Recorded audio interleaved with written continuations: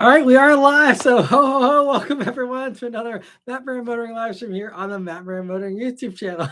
Hope you're all having a great weekend, and thanks so much for stopping by for this holiday-themed live stream. It's like all the other usual live streams are going to go for about 2 hours or so. I'll give priority answering. Then anyone does a super chat or a super thanks. So it's anyone who's a member there with the green usernames, they always get that priority answering. If you'd also like that, there's always the link in the description. And we will be drinking tonight. So if you want to join in, I will partake in the GR Corolla drink mentions and any other good reasons to have a sip. So hope we have a fun one here tonight. And of course, we can talk cars, we can talk Christmas, we can talk holidays, whatever you want. I don't care, but we'll try and have a little extra fun here on this one. Theodore and Brian and Lancewath, that one other guy, B. Mitchell, Chad Yeager, Mr. 705, and Dave, and OK Spacist, and Fazlin. Thanks so much for stopping by. And Matt Chatters, yes, I have my little jingle bell here.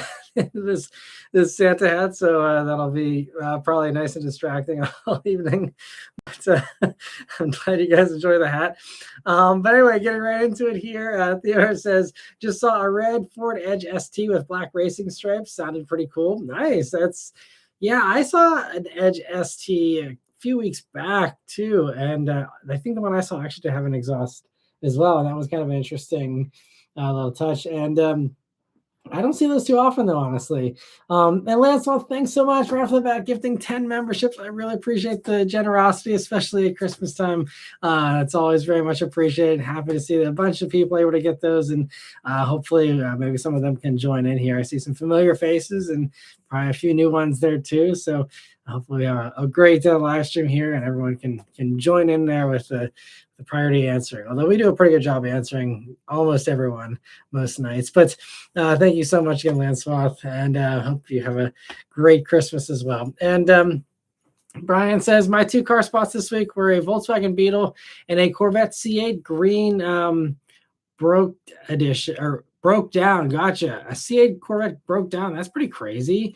Man, that sucks, especially this time of year. You don't want to have to deal with that. That's crazy. And the Beatles are always fun spots too. You guys probably saw in the junkyard video I posted.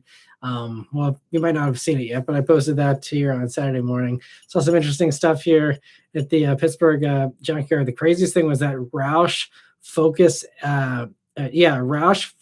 SVT from before the Focus ST days, and that was a really rare car, and I couldn't believe that thing was in the junkyard. So that was probably one of the more rare ones. Also, I saw that, first, well, I guess I should say first generation, but one of the earlier Impala SSs, not the last one that I did a review on a couple years ago, but a 3800 supercharged Impala SS was really a cool one to see too. Let me see, that one other guy says, big change for me this week. Sold my ND2 to Carvana. Shocked how good of a December offer they gave me to one with a chip peppered hood needing a windshield. Okay, so gotcha. Yeah, it's a little bit of a rough ND2. That's great. They gave you a good offer, especially like Carvana. Probably, no dealer really wants a convertible sports car heading into the wintertime. So that is surprising. But he says, next up, Mini Cooper SE for partner and I. That's awesome. Well, I hope you enjoy the Cooper SE. I really liked it. And, if I wasn't going, the lease direction and the tax credit, stuff and all that this year, probably would have been my pick over the Fiat 500e, honestly, because Cooper SE is great. And especially right now, you're buying a really great time for those because, you can get them CPO'd, certified pre-owned. And so you get, the nice warranty coverage. Of course, you have the nice long battery warranty anyway. But, you're getting that for really cheap. Typically you don't get CPO'd minis, for like low 20s, which I think is what those SEs are going for at this point. Some are probably even under 20. So I hope you enjoy it, and should be a great little, run around, and really fun cars. And B. Mitchell says evening. He I seem to be seeing a slight uptick in mid to late 1990s XJ generation Jeep Cherokees running as winter beaters up here. Glad to see that many escaped cash for clunkers. Yeah, I'm honestly though, I'm surprised. I see a decent amount in the junkyards as well. And I've highlighted a few of them in the past, but I feel like there's a decent amount of them up, all over the place, but especially having them as winter beaters up there is awesome, especially if you don't have to worry about, the rust as much. That's really cool. And hopefully people are enjoying them to the fullest. That's awesome. And Chad says, "What's up, Matt? Chad, I'm glad to be here, and I unfortunately missed the last few due to work. All good. Well, happy you're able to be here for this one, Chad. And yeah, thanks for stopping by. And this is 705 as well. Thanks for saying hi. And Chad also has the first super chat of the night here. He says, pulled over to see if I could assist an old RX-7. Said the engine was shot and tow was on the way. I felt so bad because the two people were younger. Oh, that sucks." Yeah, RX-7s, it's definitely a tricky car to own. All those rotaries, it's really a roll of the dice sometimes with those things. And especially, I remember the RX-7, even back when they were newer, early 2000s and even, late 90s. I remember just people having issues and complaining about the twin turbos, just kind of being unreliable and stuff. I'm not an expert on them, but it seems like, yeah, it's a, not going to be the most reliable choice as far as, 90s JDM stuff goes, a stark contrast like the Mark IV Supers and things like that. Yeah, but that's awesome. And thanks so much for the very kind super chat. I really appreciate it, Chad. And it's awesome of you that you were able to pull over and make sure, that everything was okay. Let me see. Where are we here? So Chad says, I don't know if you remember, Matt, but we were looking at an older Lincoln Coupe. The body shop does a good job and has two Magnums that look amazing. Interesting. Well, Magnum's a fun choice too if you want to go for something, a little bit different, a little more practical for sure. Magnums are awesome. And let me see. Oh, Dave says, hey, that's a great name. We can be the Matt Chatters. There you go. That's awesome. Yeah, that's very punny. Let me see. Fazlin says he's getting close to getting his Durango. Already got my thoughts on how I'm going to get it planned out. That's awesome. Well, hope you achieve those dreams. I mean, I remember when I desperately wanted my turbo Subaru back in the day and, worked really hard and did everything I could to make that a reality. And it eventually happened. It's just one of those things you put in the time, and eventually, at least as far as a car goes, hopefully, as long as everything else can stay, relatively consistent and stable, you can, achieve those kinds of dreams. And so, best of luck with that. And let me see. B. Mitchell's already saying drink, I guess, because I said the word once, although, I meant like actual references because, I can't help myself. It's going to come up at some point. But I'm happy to, just drink along with you guys here tonight. And it's going to be fun. And let me see. Darnell says, happy holidays. Looking forward to 2026 personally. Hope the world is a little less chaotic next year. You and me both. And I think you speak for most people. I think I can say most people is a fair assessment. I think feel the same way you do.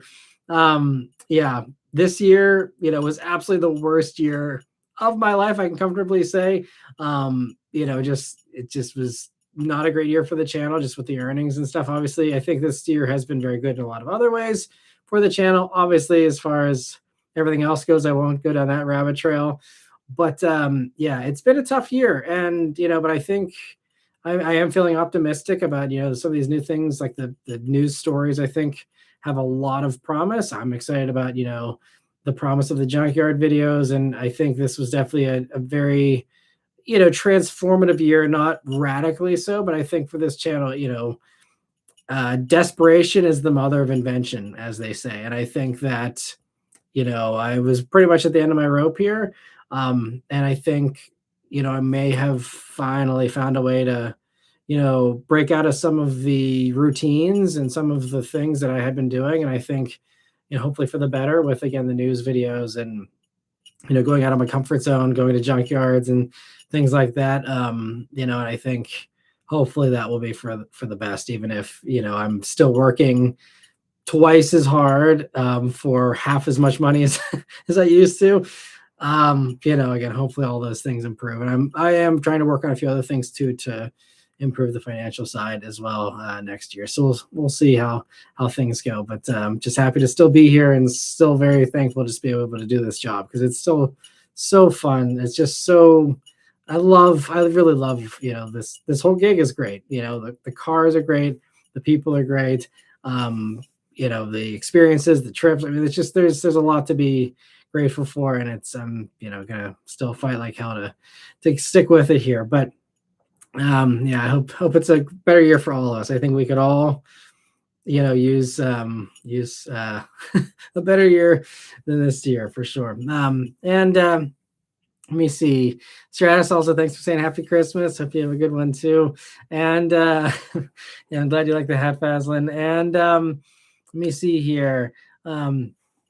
So Chad says, I may geek out about the Relics channel tonight since I just finished watching. Please excuse me. I'm happy to chat about it. It's obviously something I'm very passionate about as well. And thanks for finishing watching it. I know it's a long video. They're really long, but it seems like for that kind of a video, people like long stuff. I look at other junkyard videos that are out there, like that's kind of the way everyone does it. So I'm happy to provide, an hour plus of content per episode there, if that's what people want. And thankfully for that, it seems like it is, which is great.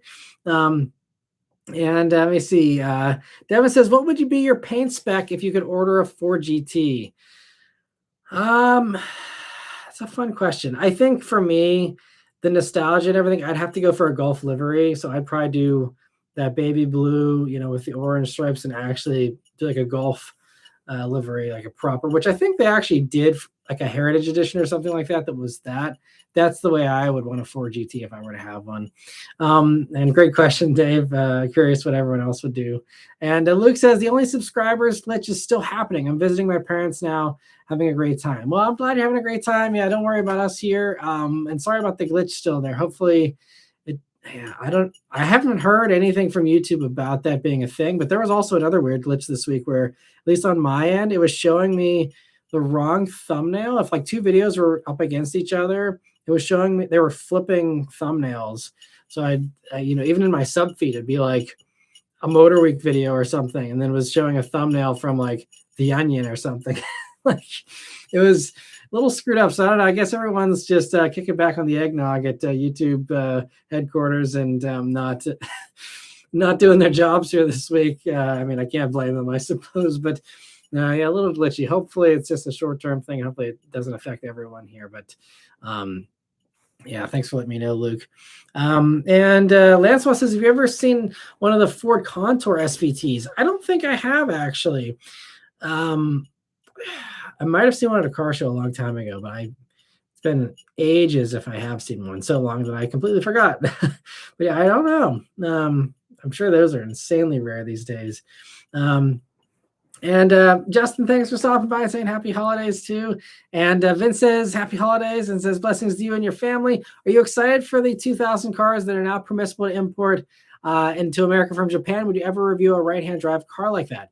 So I actually did review a right-hand drive R32 Skyline GTR several years ago. It was really cool to do. I also did a right-hand drive Mini Cooper SD whenever I was in the UK.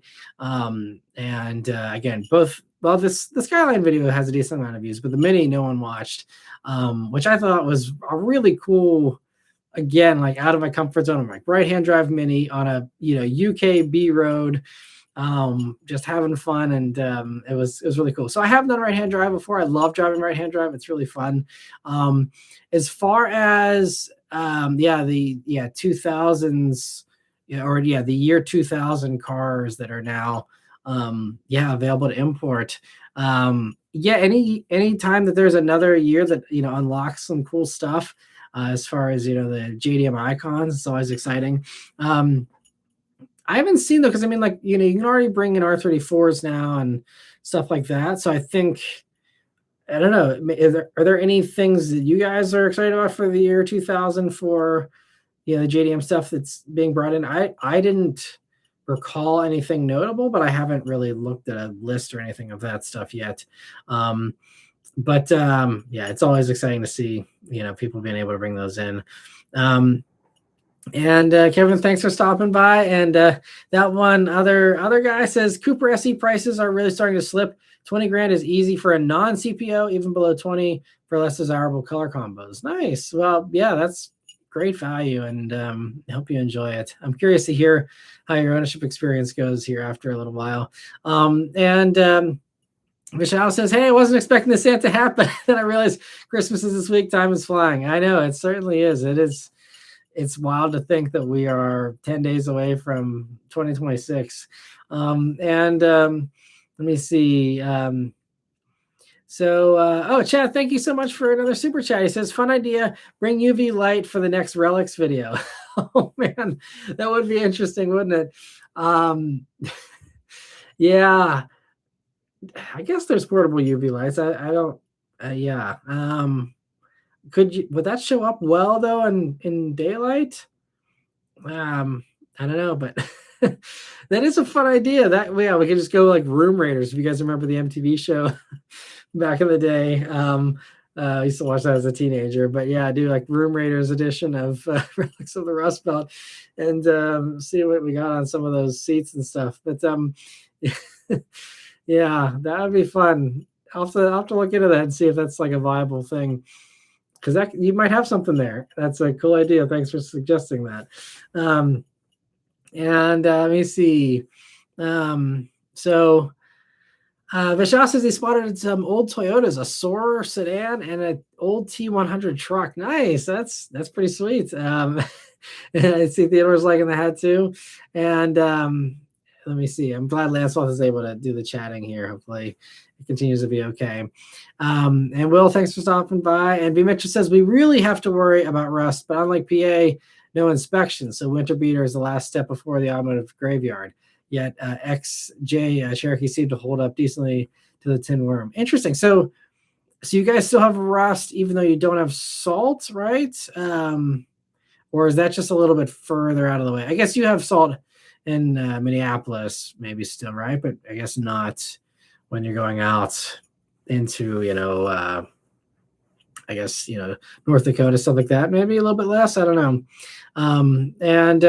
Lancelot says, anyone else's cats steal their chair right after you get up? Nope, me either.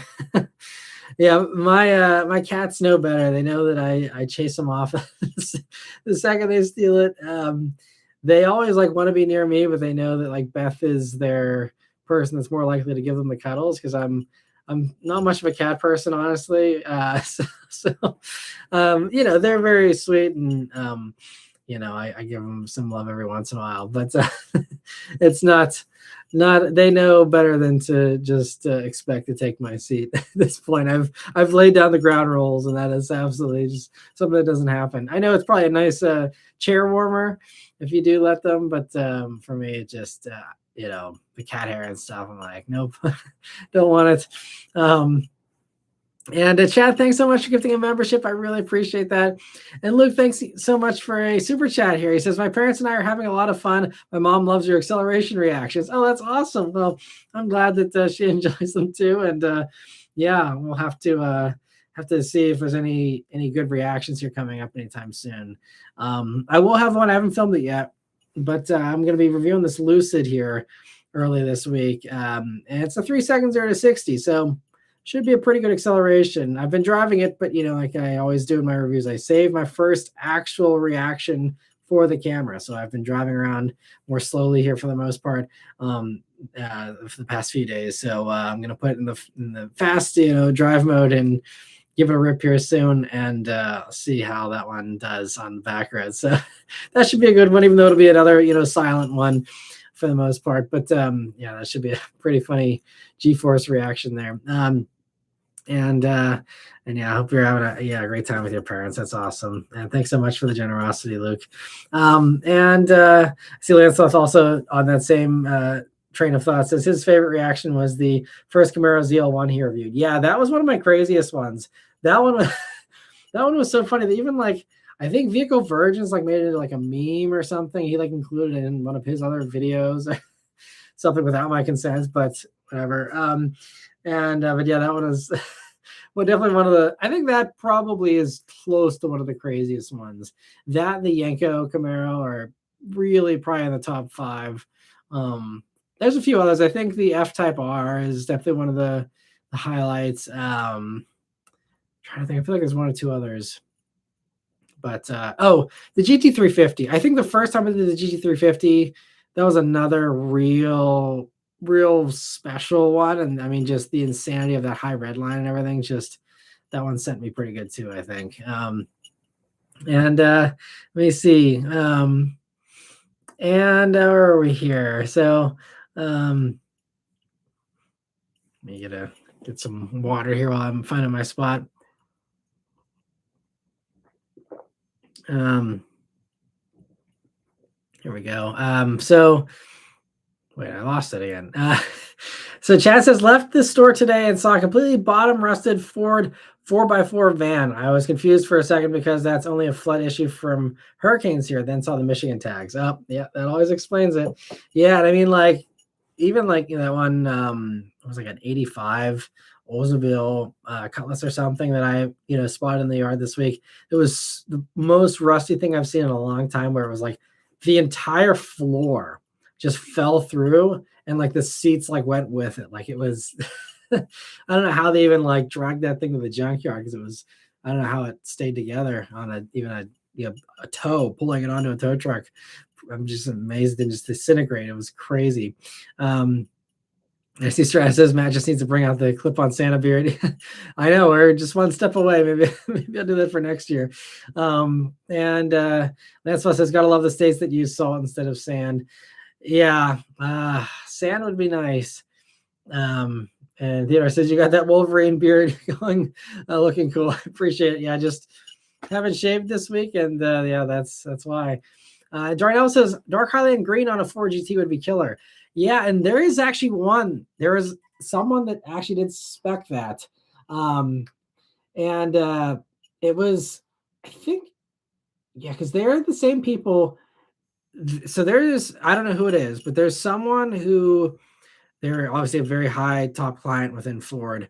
They have, obviously I'm sure a Bullet, but they also did a dark Highland green GT500 that is the only one, I believe, of that. They have the only one of that, and then they ordered and got a dark Highland green Ford GT, which, I mean, that is real extra money, because like regular, like I think they have like a paint to sample program for Ford GT, so there was like that, but then to tell Ford to pull a protected color that is not in the regular rotation and is only used for a certain model, to get them to put that on there, you gotta, I don't know how much extra they paid for that, but clearly someone who just has a ton of money to burn and knows they only want things one way. I mean, that's the way to do it. But yeah, so there's a picture floating around out there of a dark Highland green Ford GT, which is very cool. But just for me, that car obviously is a different kind of vibe, and that's why, like, to me, the Golf livery is just the way to do it for that one, in my opinion. But it looks really good in dark Highland green for sure. Also, Chad, thank you so much for another super chat. He says, never a cat person. Rescued ours as a kitten off a roof for a neighbor whose litter got up there. Him with our large pit mixes and acts like a dog. Oh, that's awesome. I love when cats do that. I had a friend in college whose cat was the same way, where they would like play like aggressive fetch. Like our cats will play fetch, where you can throw something to them and they will like pick it up with their mouth and bring it back. But my friend's cat would like actually like pick it up with his paws and like run it back, like holding it in his paws the whole time. And just was very much a dog kind of cat, which is it's really fun when they're like that. Our cats are really cool. They're very good at catching, and they're pretty awesome in my opinion, even though, again, not my favorite thing. They're very sweet. And okay, spacist. All right. Well, if that's how we do it tonight, I'm not going to complain. So super chat for GR Corolla means we do get a drink. We will absolutely. We'll start it off with that. And good old GR Corolla. The gift that keeps on giving for everyone this year, especially if you've had your drinks at the ready for every GR Corolla mentioned there. All right. Well, cheers, everyone. Hope you have a great Christmas here. And yeah, let's see how many more GR Corolla mentions we have here. By the way, for anyone who joined late, I don't usually talk about it too much, but this is honestly one of the best.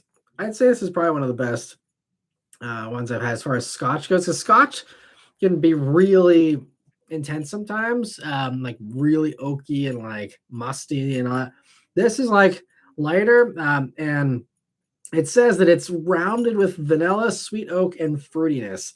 I don't know about all that. The vanilla you get a little bit of, but like it's just smooth and it doesn't like smack you in the face like Scotch does sometimes. Highly recommend. This was a gift. I have no idea how much this costs, so I'm not bougie. Just, but it is very tasty. And this is the aged 14 years one.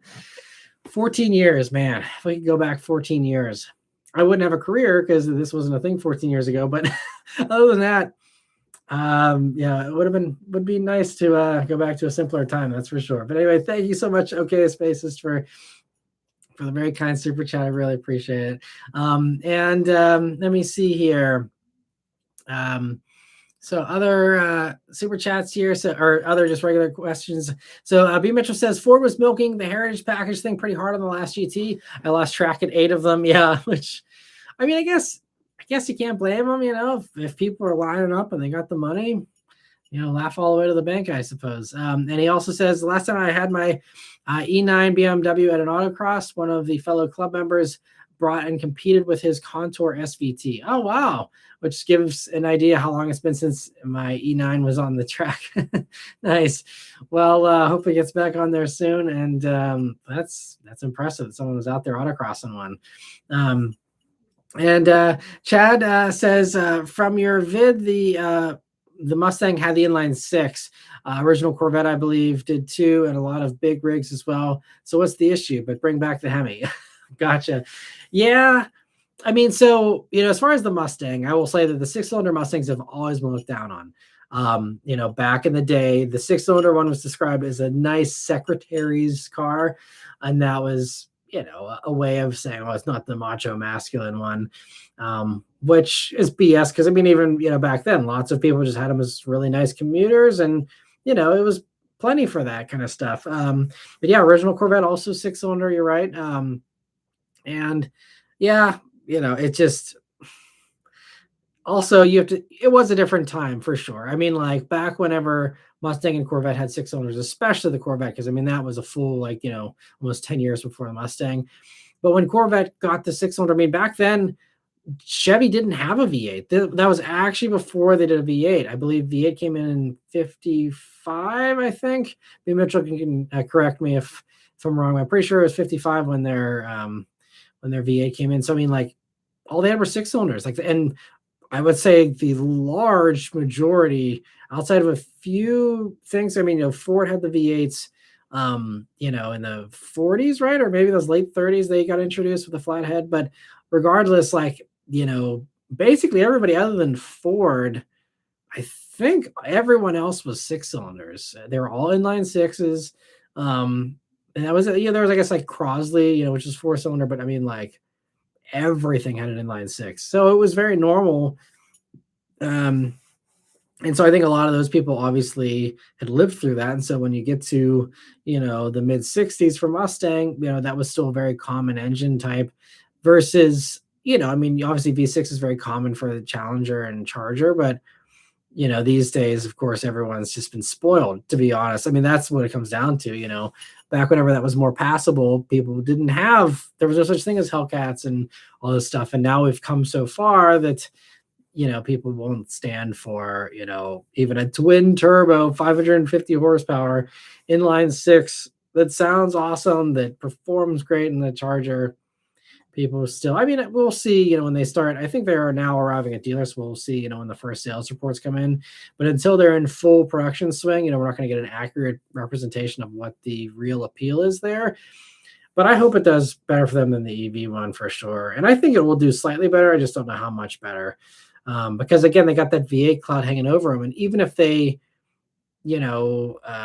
say or even confirm that it's happening, which they haven't done yet, but like you got people that are just going to be waiting and hoping for the next thing. And so I just feel like, it's going to be just a lot of people just sitting on the sidelines until the right one comes around for them. But let me see. B. Mitchell says, boy, do we have salt in Minnesota. As for North Dakota, beet juice is the worst of it. Okay, yeah, so that's probably a lot better, I'm sure. Sam is like, Montana, I'm sure, probably no salt either.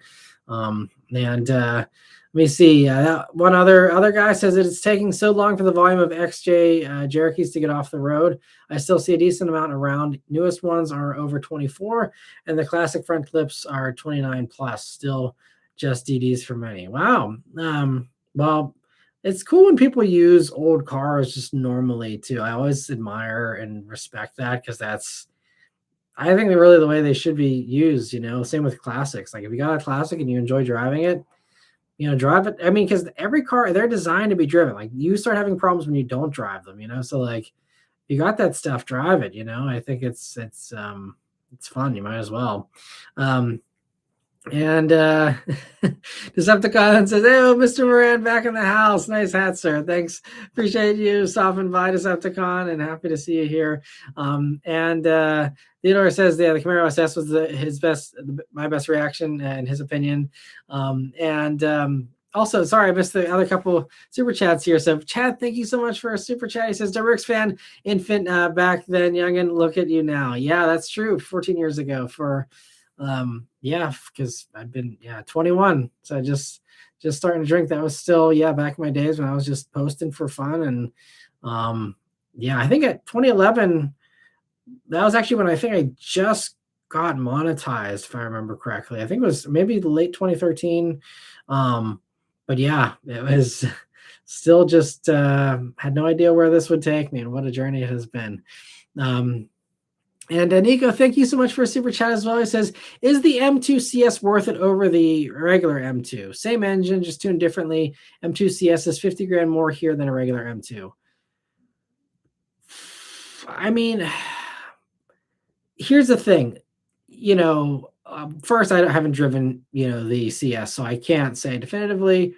But I feel like it's probably not worth it because, okay, if you're buying it for the extra power, you'd feel more bad modding a CS because they're more collectible and stuff. So I think if you're just going, for more power, you're just better off probably just going a tune on a regular M2 and modding it, not feeling like you're hurting the resale or anything. And less hoops to jump through and everything. Because I mean, if the CS is 50 grand more for sticker, I don't know. I guess thankfully in Canada, you guys don't have markups, right? Because I think it's illegal. Which, man, I wish we'd copy Canada in that way as well. That'd be nice. But anyway, but 50 grand more.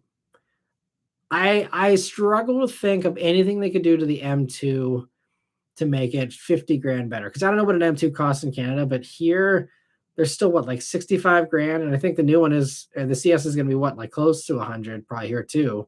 I don't know exactly because I honestly don't even follow M2 and BMW stuff a whole lot because again, I can't review them and it's just kind of like unobtainium. So I don't even really like stay too focused on the BMW world because a lot of it's just so, just nuts with the pricing and everything too. But I honestly, if it were me, I'd just go regular M2. And like I've said in the past, the current gen M2 is nice, but I still think I prefer the prior gen better. I like the smaller, more scrappy nature of it, and it's cheaper and looks better in my opinion. I mean, obviously, again, I'm sure that's something you've already considered, and probably if you're looking at the new one, you're into that more. So I won't continue on with my own rambles of what I like, but CS is great if you're going to drive it, leave it stock, and drive it sparingly so that it's, if you're actually buying it as a collectible, I still think the collector car market's also a bubble that's probably going to burst at some point here too, in some ways, because some of this stuff's just getting a little silly. But I still think that, actually we're seeing, just read an article this week about how Porsche pricing is now dropping. And that, like, supposedly there's dealers that have GT3s sitting around. This was a car that, big markups, you had to really have an in with your dealer in order to get one and stuff. And now it's like GT3s are pretty easy to get, it seems. And the whole, like, apparently, like, someone else was even just saying that like the 911 ST, which was $1 million basically, that those are starting to like soften up a lot with pricing too, and people are trying to like offload their STs already. So I'm thinking that we're starting to see this foundation crumble as far as the car market goes for the high end stuff, at least. So I wouldn't even bank on M2CS being super valuable early on. I think long term though, it probably will be eventually. But yeah, I don't think it'd be worth it. And I see the follow-ups here. He says, think of trading in the blue blur in 2 years. Let's see what the German car is all about. And he says 85 grand M2 and M2CS is 135. Wow, that's crazy. Merry Christmas. Merry Christmas to you as well.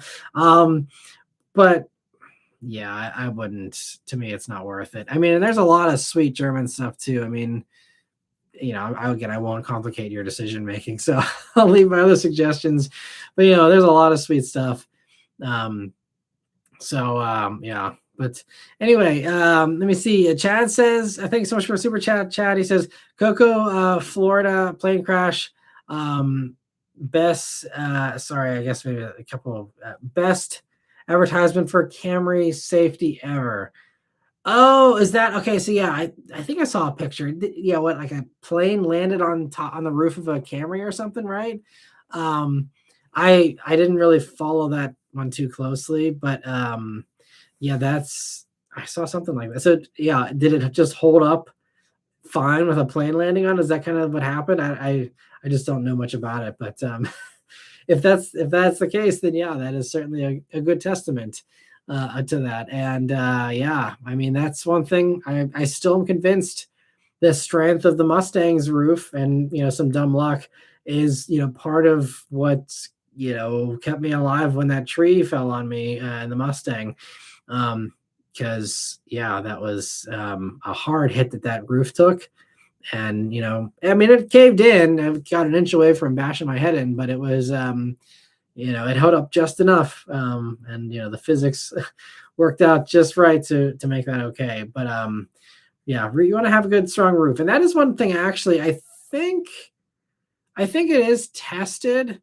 It's just not usually publicized a whole lot in the ratings and stuff, but they do test that. Like they have like a press that they put it in to like kind of test the roof strength. But I think most cars are fine with that and kind of fairly equivalent, so they don't really differentiate a whole lot, I don't think, these days. But yeah, one of the nice things about modern cars for sure.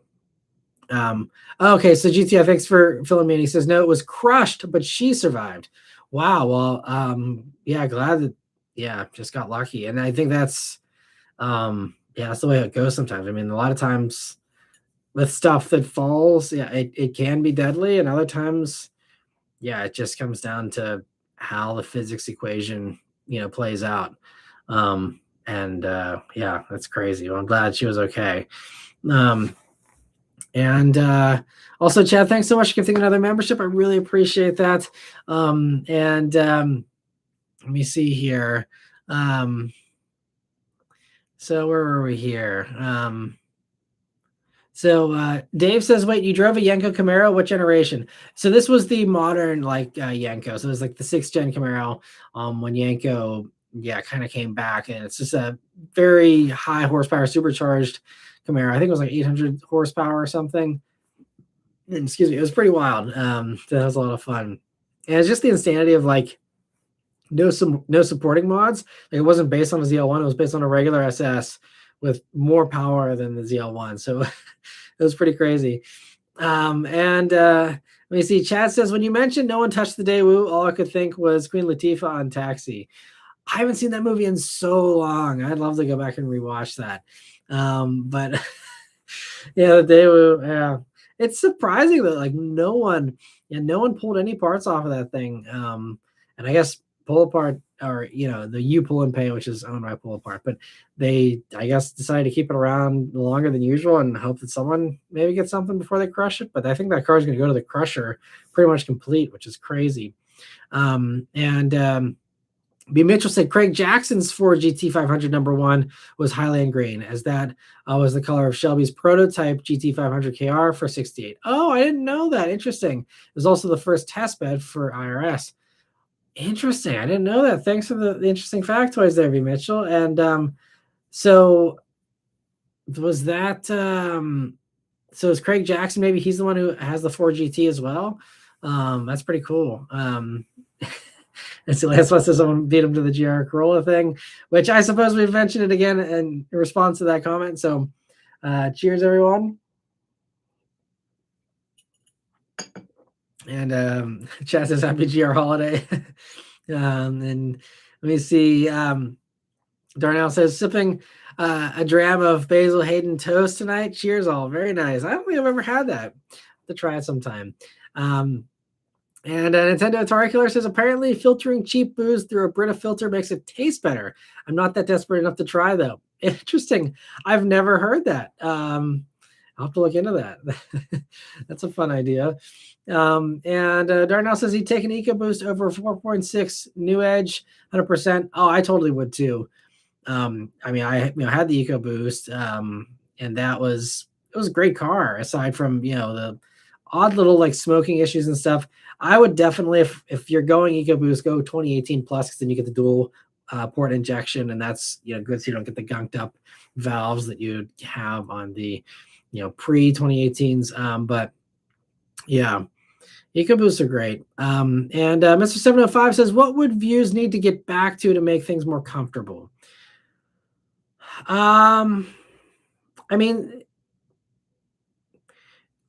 I've definitely so I don't need to get back to where it used to be, because I've done a very good job, I think, of really cutting back all of our expenses, and really trimmed the budget, and made it things very, very lean.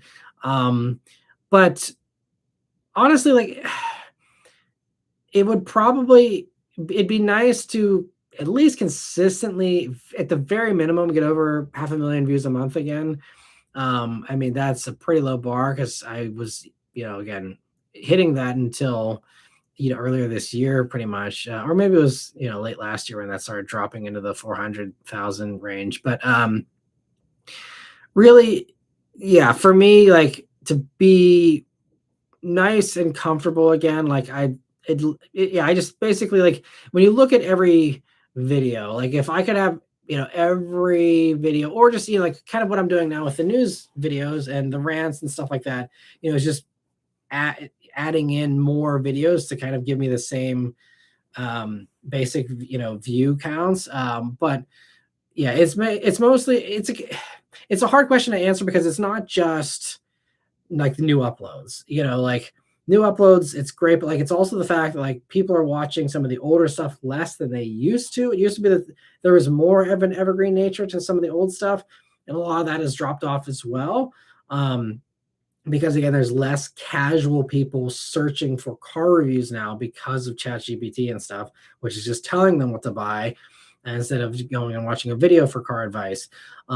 So there's some of that as well. So it's a two-part combo of just dropping interest in the new uploads, and also some dropping interest in the old stuff. And so I have less of a base than I'm used to having, where it used to be that, I could have a baseline of, every day, no matter what, I'm getting like 15, 20,000 views without even trying. And it's kind of crazy that it's just harder to get views, I think. And so like, I won't go on a long, rabbit trail about this, but it was funny because I have started to dust off my resume and update it in case I need to, apply for other jobs here next year. And it's crazy that I was looking at my resume from like 2013, and I was, one of the things I said was like, I have a YouTube channel and it gets, X amount of views every month. And I was back then, and I mean, I didn't lie on my resume, like it's very common these days.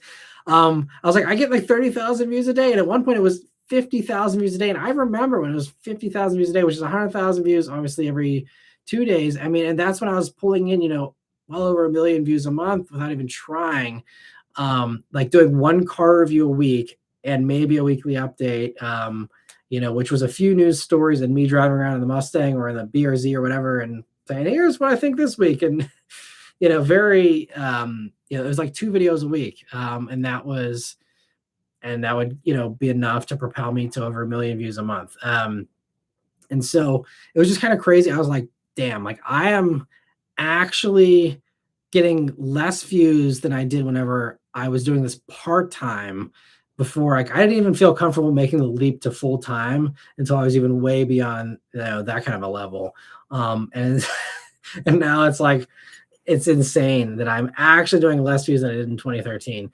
But like, so, the real goal though, I think I would love to, easily be over 500,000. I think it's also, of an idea of I can't be constantly working until midnight every night forever. And so I think it's a combination of, working smarter and, so really at the end of the day, like if I can cut back a little bit on, the hours and still be, pulling in, 600,000, 700,000 views a month, that would kind of get me to a better place. And so that would mean, each car review getting a bare minimum of 10,000 views probably, would probably be a good start to getting towards that versus, some of these are like 2, 3, 4, 5,000 views and sit there. Maybe eventually they eke up in views over time, but like, that's a waste of time, but it's just, you never know. And there's some things where I truly don't know. And, things that are big surprises. And I'm like, okay, well, that thing just, went nuts. And, it's not always, like I've said many times before, like Toyota Corolla Cross hybrid got a bunch of views, is a really great earner. People keep watching that video every day. And then I do some really cool stuff and it doesn't go anywhere. So, it's just, I think that, the news thing is really, I think, the way forward. Because, when I look at, some of the other channels that do daily news updates or just random, not rant videos, but just, like these channels that do these car dealership videos are like, oh, like, they're not selling enough of these things or, and like they do those like every day. And like, I think I've started to see, and I need more time to really suss this out, but it seems like when I did that, week, not this past week, but the week before, where I did basically almost daily uploads with all those rants that I did and the reviews, that review, the following week, the GLI, that did really well. And it seems like it's kind of a 1-2 punch that you need both components. You need to have more frequent uploads that actually get decent views. And if you can do that, then more people are more likely to see those reviews, and then that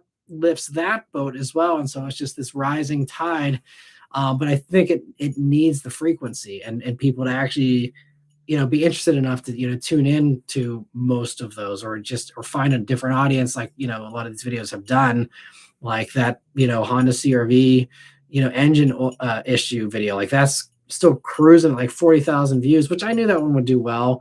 Because unfortunately, that's just kind of like a fear kind of thing and a scary thing that, I don't like fear mongering, but like if there's an actual real issue that deserves people's attention and their concern, like, but it's just the nature of those things, the negative things are oftentimes, the things that get the most views. So, but I mean, it seems like, again, that's why I'm optimistic for next year. Cause I think if I can say no to enough stuff so I can just keep my butt in this chair and do rant videos, then I think the news videos will give people that, hints of the weekly updates, and then that will boost the car reviews. And then I think, everything will kind of take care of itself. So but ideally, yes, if I could, at least increase my views by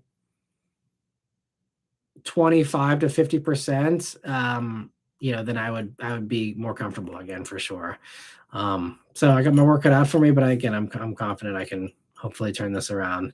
More confident than I have been, I think, in all this year. But anyway, moving on here. And thank you for asking though, Mr. 705. I appreciate the concern always. And B. Mitchell says Chevy small block was introduced in 55. Yes, I was correct. Up until then, a Chevy was a grandma car. Yeah. And Chad thinks that the 4.6 was a misstep. I mean, but it was a reliable V6 though for Ford for a decent amount of time there. Let me see. Dave says, I saw the latest Gen 4 GT in Gulf livery just after launch at a car meet west of Toronto. Might have been someone from Multimatic. That's awesome. And that one other guy says, I remember Matt's old 2015-ish V6 Mustang review. Those things were quick with a good sound, neutered by a Fisher-Price driveline, good for about 110 mile per hour or something like that. Interesting. I didn't know that they had kind of an issue there at higher speeds, but the V6 it sounded great and drove really nicely. MS705 also says, have you followed the Greg Biffle and family plane crash? What a tragedy. I haven't followed it too much, honestly, because I remember Greg Biffle from like playing like NASCAR racing games way back in the day, but I'm not a NASCAR fan, so I just didn't know. Obviously, anything like that is tragic, and especially when it's with your whole family, it's really crappy. And I don't know any of the details though of why it happened or any of the other. I just saw the headlines and that's it. I haven't really had the time to look into it, but it's sad. It's crazy. People love the prestige of private jets, and I don't know the details, but I don't know, like private jets and helicopters, like both those things freak me out. Like, after Kobe, I swore off helicopters forever. And I've had multiple opportunities with some of these press trips to go on helicopters. I'm like, nope, put me in a car. There was even one, I think, when was it? This year, a Genesis hosted me for the New York Auto Show. And there was like an option. I had driven into New York because I had a press car I was swapping there. And so I already had a car, but they're like, oh, if you want, there was a way if you were flying in to do the helicopter. So thankfully I didn't have to turn it down because I was just driving in anyway. But there was one other time too where they offered me a helicopter, but that specific one with Genesis, the helicopter thing, I think it was like a week, I would have had to sign up for it in advance, but it was like the week before I would have been on the hypothetical helicopter was like the week before, there was that week prior was when there was that, I don't know who it was, some executive who was doing a helicopter tour of New York. I think he was from Portugal or something that ended up crashing. But I just, and I know Micah from, Micah Musio, he loves his helicopter and I've talked to him about it in the past. He's like, oh, it's, you do your maintenance and stuff and everything's good, but I don't trust helicopters. It might be irrational, but that and private jets, commercial flights, every once in a while there's a crash, but I feel like it's more rare. But private jets, I feel like between them and all the little small aircraft, the Cessnas and stuff. But I mean, I feel like there's multiple private jets every year that just crash. And I don't know, even if I was a billionaire, I'd fly commercial, just for that paranoia. And obviously I know for a lot of these people, it's just, time is money. And so it's if you can save an hour or two, hopping straight into your private jet, it's worth the cost for some of them. And I've talked to people who have used private jets and they've explained the obvious perks of it, but just for me, I could be a billionaire. I'm flying commercial with the all the extra safeguards in place and all that. But it's a tragedy, and it's just I don't know any of the details, but obviously it's been a bad year for air travel, that's for sure. And I sure hope that gets better next year because I got a couple of flights already booked, and I'm hoping everything stays decent. Hopefully, you get these air traffic controllers treated better, and everything else next year. But let me see. Nico says, think of trading in the. Okay, we talked about that already about the M2 there. And sorry, I missed the other super chats here. The Therafester, thank you so much for a very generous super chat. I really appreciate that. He says, Merry Christmas and Happy New Year. I look forward to the new year, you and me both. And I'll give you a cheers for that too, because thank you so much for the generosity. And I hope everyone has a very Merry Christmas here and a Happy New Year. And we will be back here next Sunday for another New Year one. I'll be drinking again in honor of signing off this year. Yeah, thank you so much again. And Chad, thank you so much for a super chat too. He says, thought Crash Vid was made for me. Not sure what you're discussing there. But love the shorts. So yeah, I'm sorry. If you can just clarify so I don't misunderstand you there. Also, in the meantime, Lancewell, thank you so much for a very kind, generous super chat. I really appreciate that. He says, I feel that aircraft should be like U.S. Navy subs, obsessively over-maintained.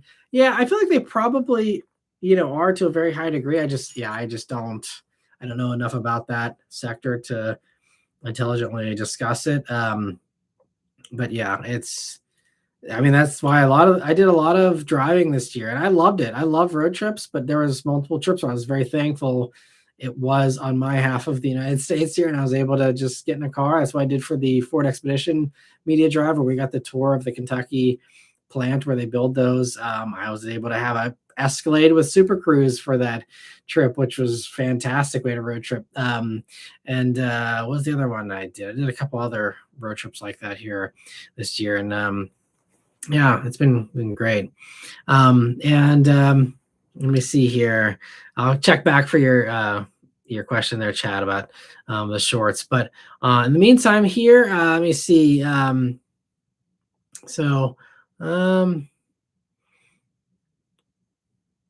yeah, that's crazy about that. The other plane crash there with the Camry. That's nuts. And GTI guy says it was windmilling, not spinning under power. If it had been under power, they said she could have died. She is blessed, man. That's very, very crazy. And I have so many questions, but again, I haven't looked into it, so I'm not going to bother trying to get answers to it. But man, if I saw a plane coming towards me, I would get the F out of there. I'd be long gone. Or slam the brakes, even easier. You stop even faster than you can accelerate. But yeah, I'm sure there's a good reason why it happened the way it did. But man, yeah, the thing with me with the tree was I literally didn't even see it coming. And because it was obviously the Mustang's not great with looking up into nature with, the very kind of narrow windows and stuff.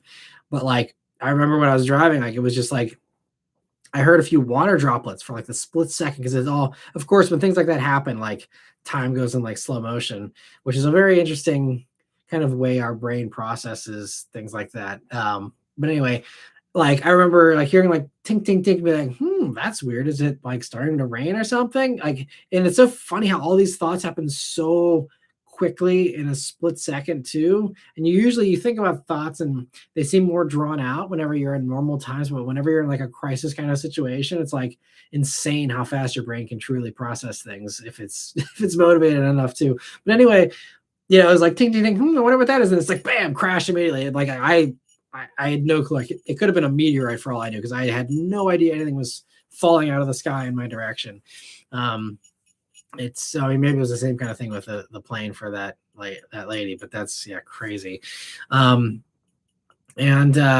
me see. And Chad, thank you so much for another super chat. You didn't have to do another one, but thank you so much for that. He says you did a vid showing the crash test. Gotcha. With backseat passengers not being as safe as assumed. I've been talking about it for a bit. Gotcha.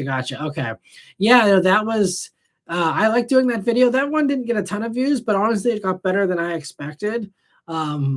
Yeah, I know it's not a popular topic with enthusiasts, so I'm probably not going to do a whole lot of that, but it's something that I'm strangely interested in and care about, I guess. And so it's something that I feel I do follow it enough to feel slightly qualified to discuss it. But I'm glad you enjoyed that one. And yeah, I'm sure I'll probably do a couple more. There is one other, yeah, IIHS related video that I think will actually have a better chance for views that I'm going to probably do here at some point in the fairly near future. If nothing else in January, I got a couple of gaps in January that I'm probably, instead of going out and freezing, filming some, used car or something, I'm probably just going to stay inside and do some more rants in January on a more higher frequency and keep on seeing where that whole thing takes me. But I think one of them is going to be another one of those crash test kind of videos for sure. And thanks for giving me your feedback on this, Chad, too. And Darnell, thank you so much for the very generous super chat. I really appreciate that. And cheers to you as well. Really appreciate the Santas there. And thank you so much for chatting here all year. I really appreciate, obviously I, remember and recognize all of you that, show up. And you guys are the real ones. I have a lot of wonderful fans and viewers who've been watching for a long, long time, but those, 40 to 50 of you who hang out here for watch me ramble for far too long about tangents and everything else. Thank you all so much. You guys are the best. And it means a lot, especially again this year. It meant more than ever. And so thank you all so much. Cheers to all of you. And also, cheers to you, Nintendo Atari Killer. Thank you so much for a very generous super chat as well. Really appreciate it. And he says, 2 cups butter, 1 cup packed brown sugar, 4.5 cups flour, preheat oven to 325. Beat butter and brown sugar together until smooth and creamy. Add 3 cups flour, mix well. Sprinkle board with remaining flour. Knead for 5 minutes. Adding okay, I'm seeing the follow-up here. Adding flour to make soft dough, or enough flour to make soft dough. Roll out dough to 1/2 inch thickness, cut into 3 by 1 inch strips. Prick shortbread cookies with a fork and place on ungreased baking sheets. Bake until edges are golden brown. That sounds like a delicious recipe. I'm sauced right now, so I'm saving a shortbread recipe here. well, I'm happy to serve that purpose as well. That sounds like a great recipe. Let me know how it is. If you bake it this week, let us know next week. Cheers to you, man. You must have been getting started with the GR Corolla mentions. Maybe you watched them from last week or something. That's awesome. And thank you so much. And this is fun.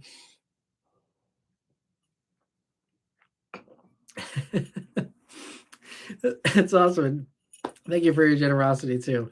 And last one, thank you so much for another very kind super chat. He says we're all permanent residents of the basement. Yeah, I know. Yeah, 2 isn't here. He did pop in. What was that, last week? And then he's disappeared back to the basement. So Lancelot keeping the basement lore going. In the meantime, I'm sure 2 be very happy and proud of that. So thanks, Lancelot, for that. And cheers to 2, and cheers to you as well, Lancelot. Lancelot, by the way, he's the MVP of the year with just so many gifted memberships, so much support, and thank you so much. Again, I thank all of you, but Lancelot especially is, I think, the top gifter of the year here. And so I think everyone very much appreciates your generosity. I certainly do as well. And so special shout out to you too, man. Thank you so much. And also, Nintendo Atari Killer, Beth just texted in and said she'd like to know what the special ingredient is for the shortbread recipe there. So let us know if you got a secret ingredient there for the recipe. Let me see. I see Chad says he appreciates Lancelot as well. Yeah, we all do. Let me see here. So,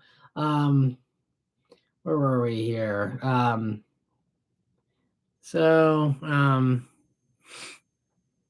think we're here where Mr. 705 says there's one ST here in Canada for sale. They're still asking $899,999. Wow. So 900 grand still for an ST. I mean, in Canada though, where things are more expensive, that actually isn't, it's obviously still insane, but that seems lower, because if they were going for 100 or going for $1 million USD and now they're down to 900 in Canadian, that's I guess an improvement. Still, again, just go buy yourself a brand new GT3 Touring, and you have pretty close to the same thing. A little less collectible and maybe a little less raw from everything I've heard.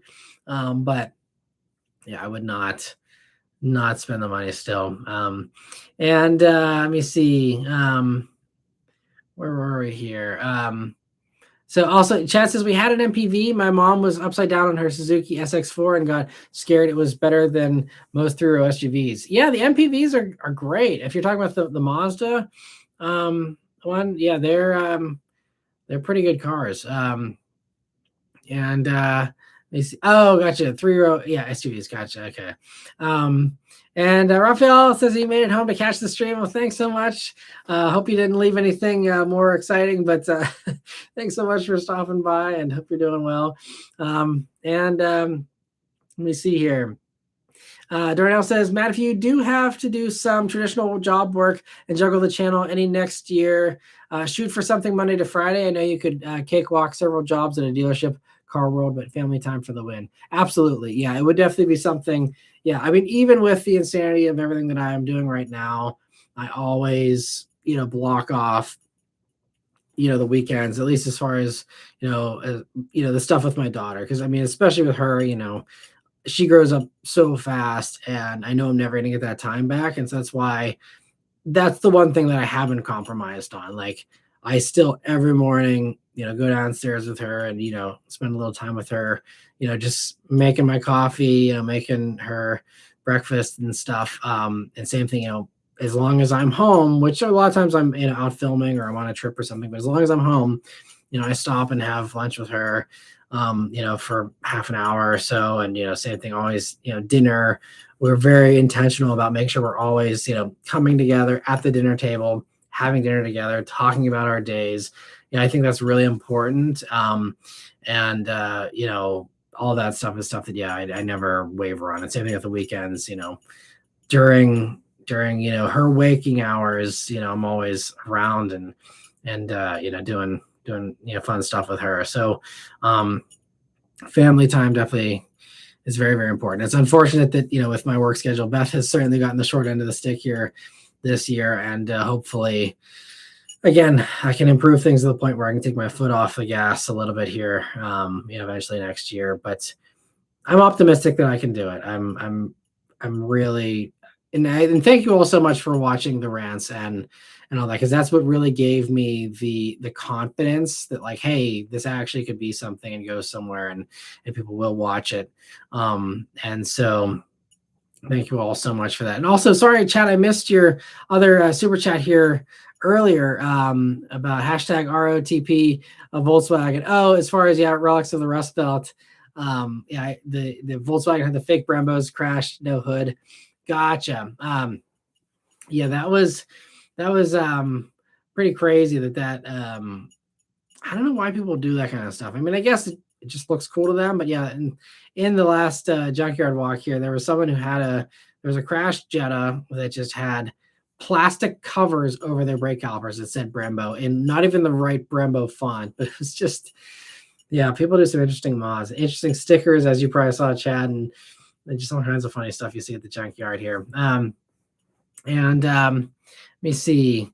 Also, Raphael, thank you so much for a very kind super chat. I really appreciate it. He says, Merry Christmas, Happy New Year, and hoping you have 3 more kids. I'm number 4, so 4 is always the right number. Man, that's a lot of work for parents. Now, we are one and done, but I'm sure it's a lot of fun. Beth is one of 3. It's just, especially with how, again, demanding this job is, that was something where we were just like, we want to make sure that we, give our daughter everything we can. And I mean, there's pros and cons to every number of kids, I think. But for us, that was just like, the right number for us was 1. Everyone, lands differently on that. And that's, everyone's got the right choice for them. But for us, definitely 1 and done. So sorry to let you down there, but there won't be any extra additions there. Thank you all so much for the support, Raphael, this year. I really appreciate it.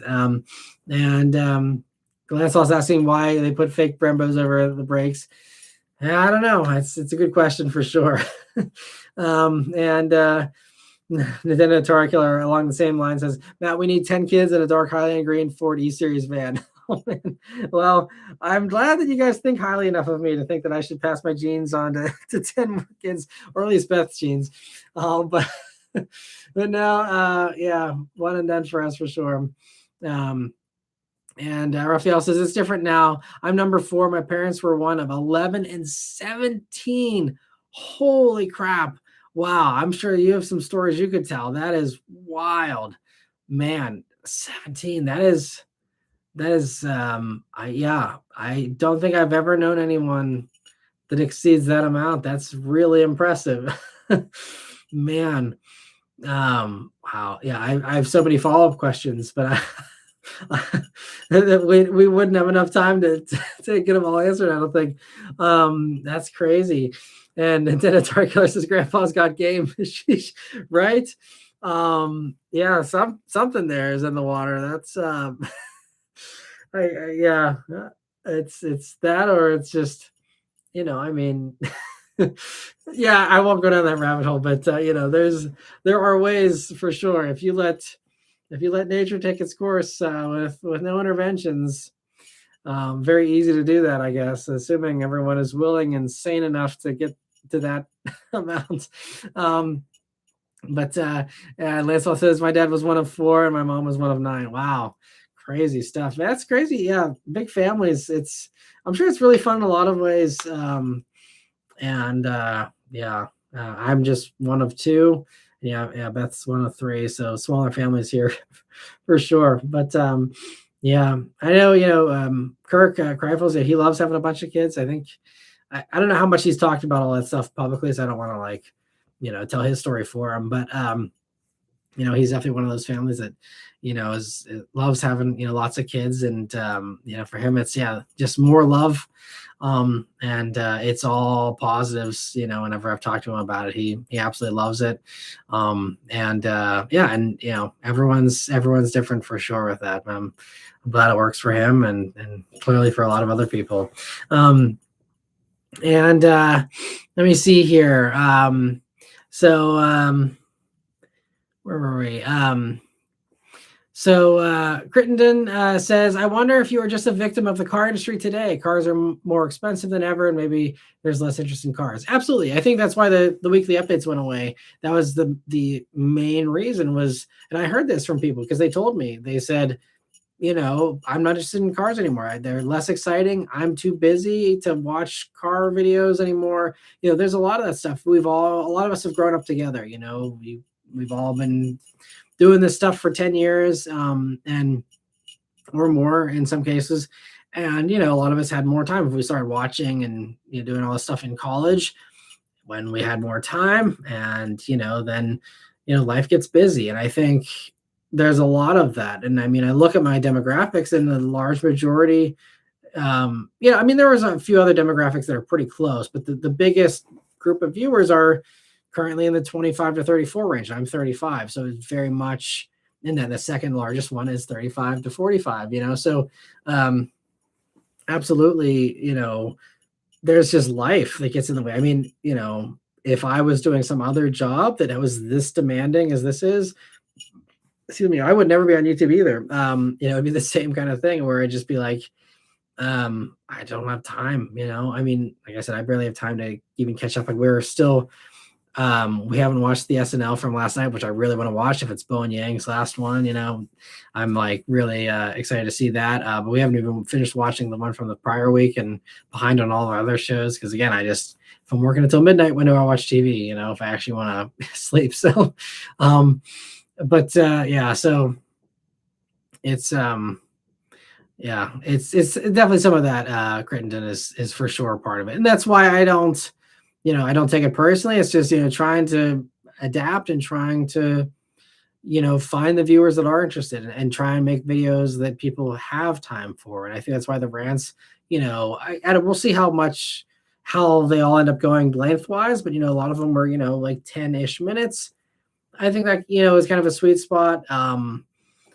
But, I think that, this is why shorts and reels and TikToks and stuff are all very popular and growing in popularity, because a lot of people don't have, a half an hour to commit to a car review. And if they do have that time to commit, it's got to really be worth their time. And, a Kia Sportage probably isn't going to make them, jump out of their chair and hurry up and, grab a bowl of popcorn. I mean, it's going to be, the more special stuff, which is why I, said in the past too, that's going to be another component for next year, is probably doing more enthusiast stuff. I think there's a limit to that too, because we see, channels that haven't gone to the mainstream stuff, like That Dude in Blue or Smoking Tire. They're also struggling views wise. And I think, you look at like David, for example, he's had huge success with a lot of his topical, commenting on new car releases, commenting on, car culture stuff, things like that has been very popular. And he's been one of my inspirations, especially, with the way he's kind of pivoted. And there's others too, for sure. But, I think, even just doing only performance cars doesn't make you immune to that. Because again, Smoking Tire, for example, hasn't really pivoted. It's just still doing strictly car reviews. Obviously, he does all kinds of other stuff.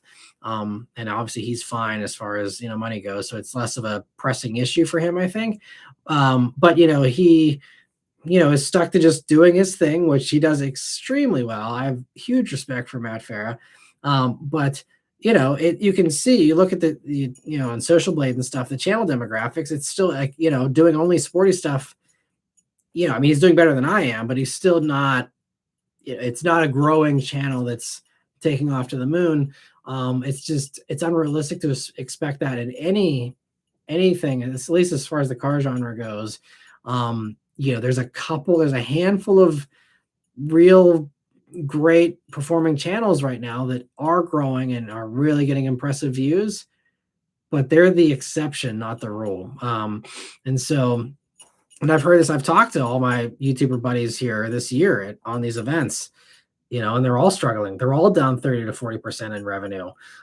It's just that they're starting from a higher point where they can afford to lose 30 or 40%. And it doesn't, put them on the edge of extinction like it does with my channel, so, but we all struggled this year. And that's why, I know it's not just me, because I see everyone else's struggles too in their own ways. And, it's the nature of YouTube. We're all trying to figure it out and figure out where we all fit in. And a lot of us have been doing this a long time. So it's also, where is our relevance? What is our place in this whole thing? Are we, is it just people are getting tired of us? I don't know. We'll have to just wait and see. But I think it truly is a lot of it just ChatGPT and stuff eating in for sure. But thank you all so much for the hundreds there and the support. I really appreciate that. And but it's certainly not just me, I know. But I think there is some of it that is still me for sure. Because again, there are also channels that do the same exact stuff I do, and they still do get more views than I do. And so I think some of that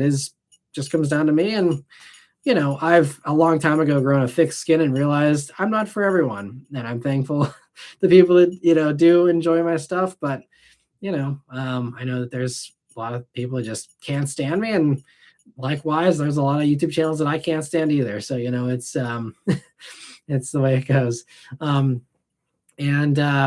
I see also, while we're on the topic, Chad says the auto industry also became politicized. Not his fault that he has, that's been a thing. Yeah. And that's part of it with the weekly update. People didn't want to hear about the tariffs. They didn't want to hear, my thoughts on that stuff. I still have no regrets, because I reported that stuff, in my opinion, very objectively as a journalist, saying, look, here's what's happening. Here's the effect it's having on the car industry. It sucks. And obviously there's people that think it's the greatest thing ever. And I guess they feel like, they're lighting cigars with $100 bills and they're on top of the world. But I think most people would agree, it hasn't been great for the car industry. It's been a crappy car industry for this entire decade so far. And so, it's hard to, get people excited about that when things have just been not great in the industry, Also, I see a couple more super chats here. Thank you all so much for the generosity tonight. So, Chad, thank you so much for a very generous super chat here. I'm gonna have to refill my glass. He says, Matt, you're a great dad. We never had an example. Jordan, me built our own lives, house, etc. Now we support our moms. You both are doing amazing, beautiful life with a fully supporting family. We love y'all and come in the community you built. Gotcha. Well, yeah, thank you so much. I really appreciate that. And that's awesome. You guys are also supporting your moms. That's your good sons, obviously, as I'm sure you're told all the time. But that's awesome. And yeah, thank you so much. So cheers to all of you for everything this year. And hope you guys have a great time with family here over this whole holiday. But yeah, it's the first time I did that on live, completely finishing it. So, and we got another 40 minutes to go here. So, I see another super chat here, so I might as well just get the bottle open here. Because OK Spaces says, signing off for the night. Merry Christmas to you all and your family, Matt. Oh, and Gia Corolla. Well, thank you, OK Spaces, if you're still here. Sorry that made you wait a few minutes there for response. But do another finger here. Yeah, thank you so much. And cheers to you, OK Spaces. Hope you have a great Christmas, and hopefully see you next week as we celebrate the impending new year. And so cheers to you.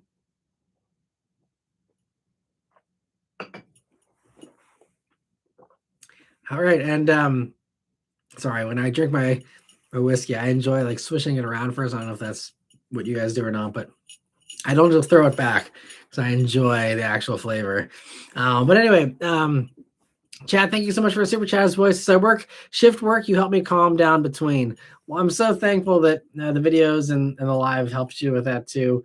And I know, yeah, there's a few people this year who mentioned, they enjoy.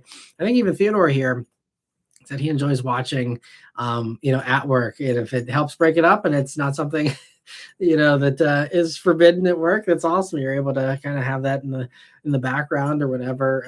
And I'm glad that helps you calm down. And I think we could all use a little bit of calm this year. That was part of my motivation for what are very boring, but the POV videos, were just no accelerations or just going the speed limit in a car with a nice scenery in the background, or driving around. That was kind of the whole motivation with those, is like, here's car content that doesn't amp you up, doesn't trigger you.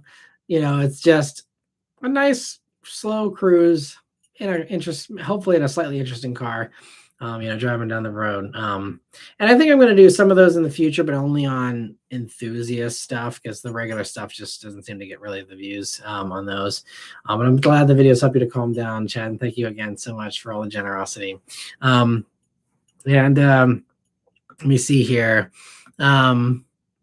So I see Joey also says, nice hat. Thank you, Joey. I appreciate it. Thanks for stopping by. And the one other guy says, flying perpetually on a U.S. mainline airlines turbofan big plane is statistically safer than loitering on the surface of the ground. Yeah, that's interesting. I didn't know that statistic. I know obviously flying is the safest way to travel, but yeah, especially the U.S. especially, because that was one of my worries this year.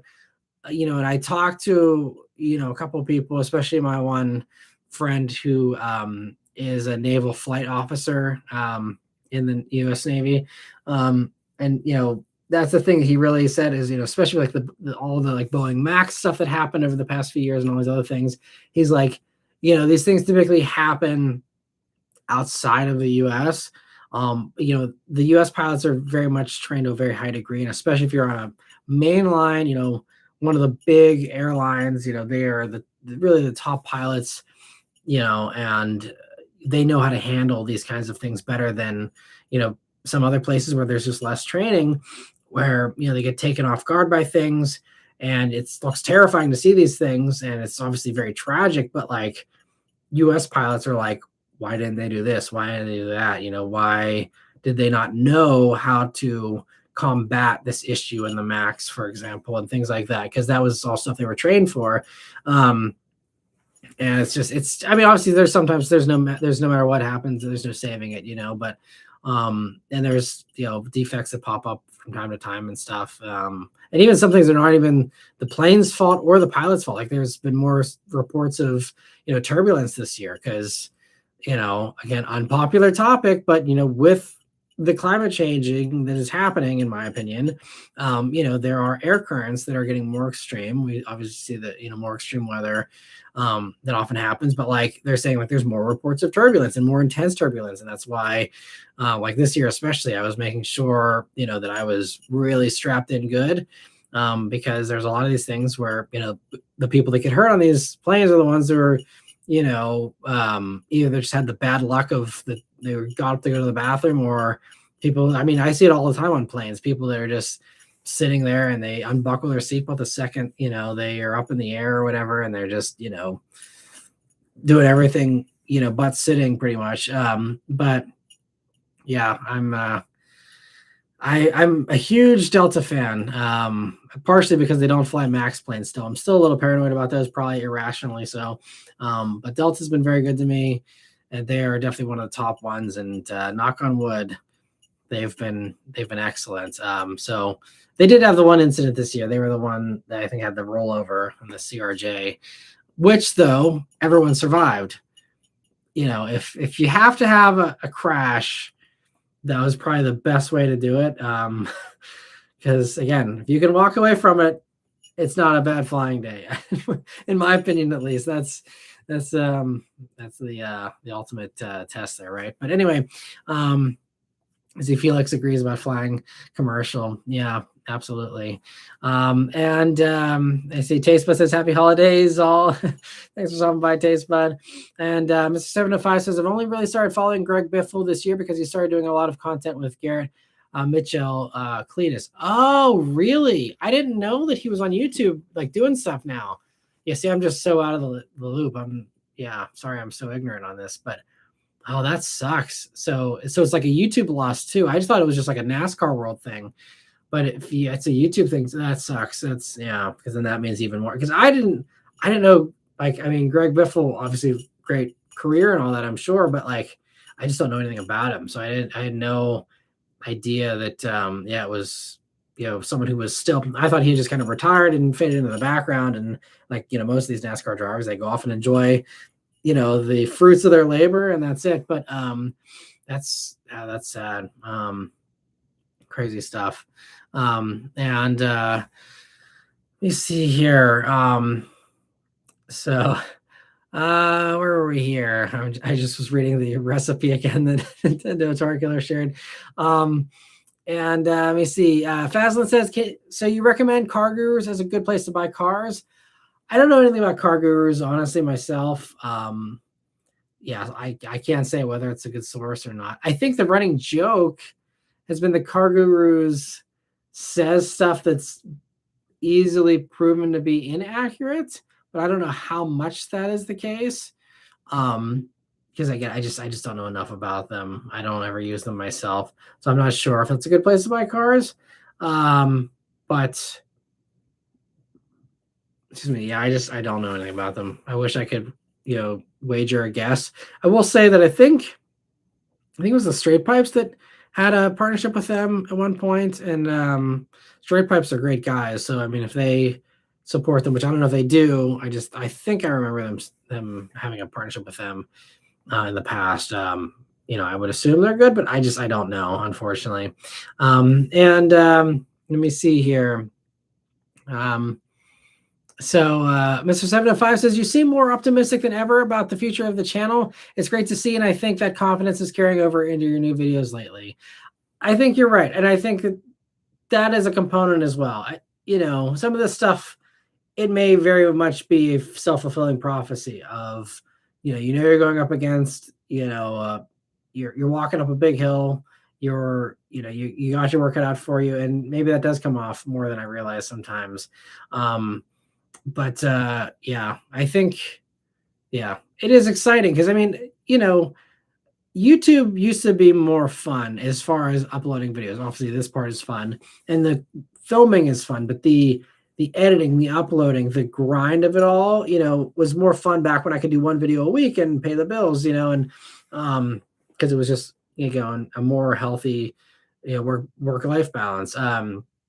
But yeah, I think the optimism certainly does fuel me, and seeing even a little bit of success, whether it's with the junkyard stuff or it's with, the rants. Again, we'll see. I think it's hard to be super optimistic though, because YouTube does have so many rug pulls, and there's so many times where I'm like, oh, this seems really great, and then just completely dies. And so, I'm hoping I don't find the limit to the rants or to the junkyard stuff. Um, but you never know. Like, I mean, even like the junkyard stuff, for example, this video I just posted in the Pittsburgh yard yesterday is doing pretty decently well, so far at least. But the one before it, which was in Canton, Ohio, the prior Canton, Ohio video got like 8,000 views. Totally happy with that. It was totally fine.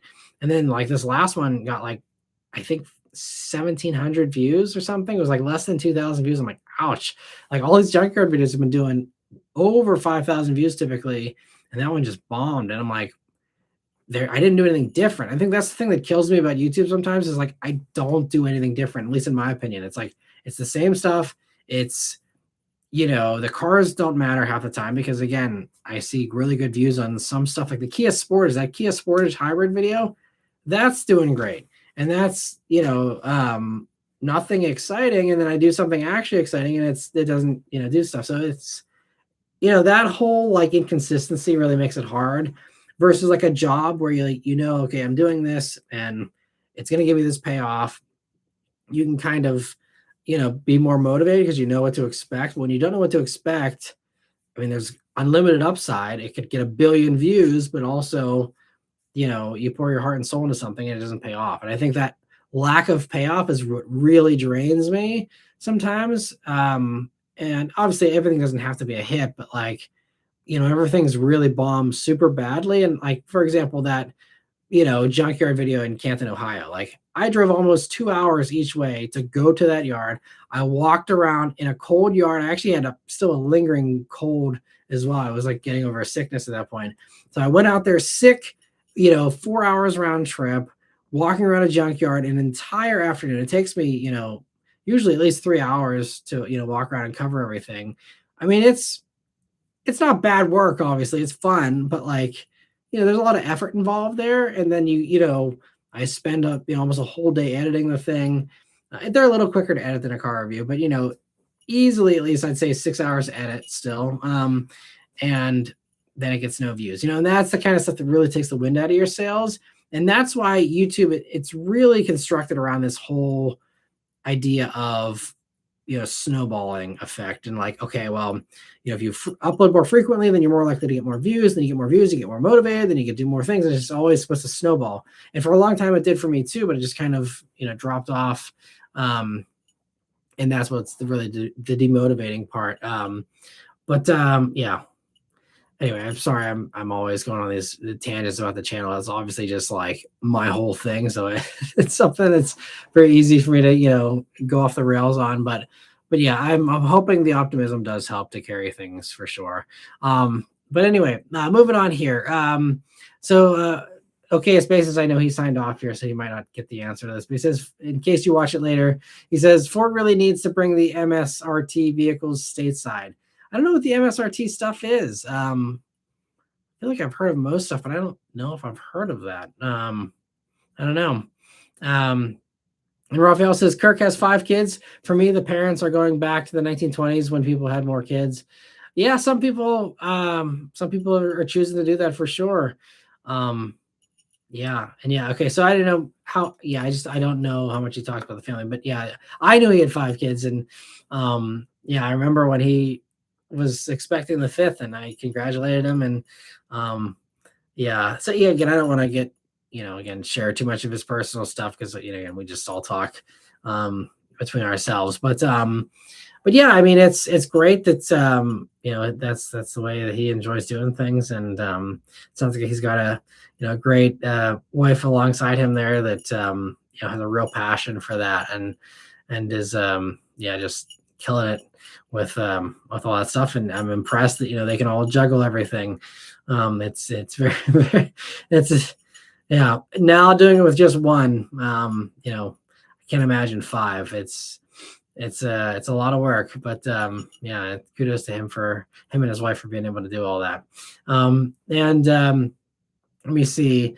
Also, I see we have Jake says, longtime fan here. Thanks for all the great content and hope you have a very Merry Christmas. Hope you have a great one as well. Thanks so much for being a longtime fan, Jake. I really appreciate that.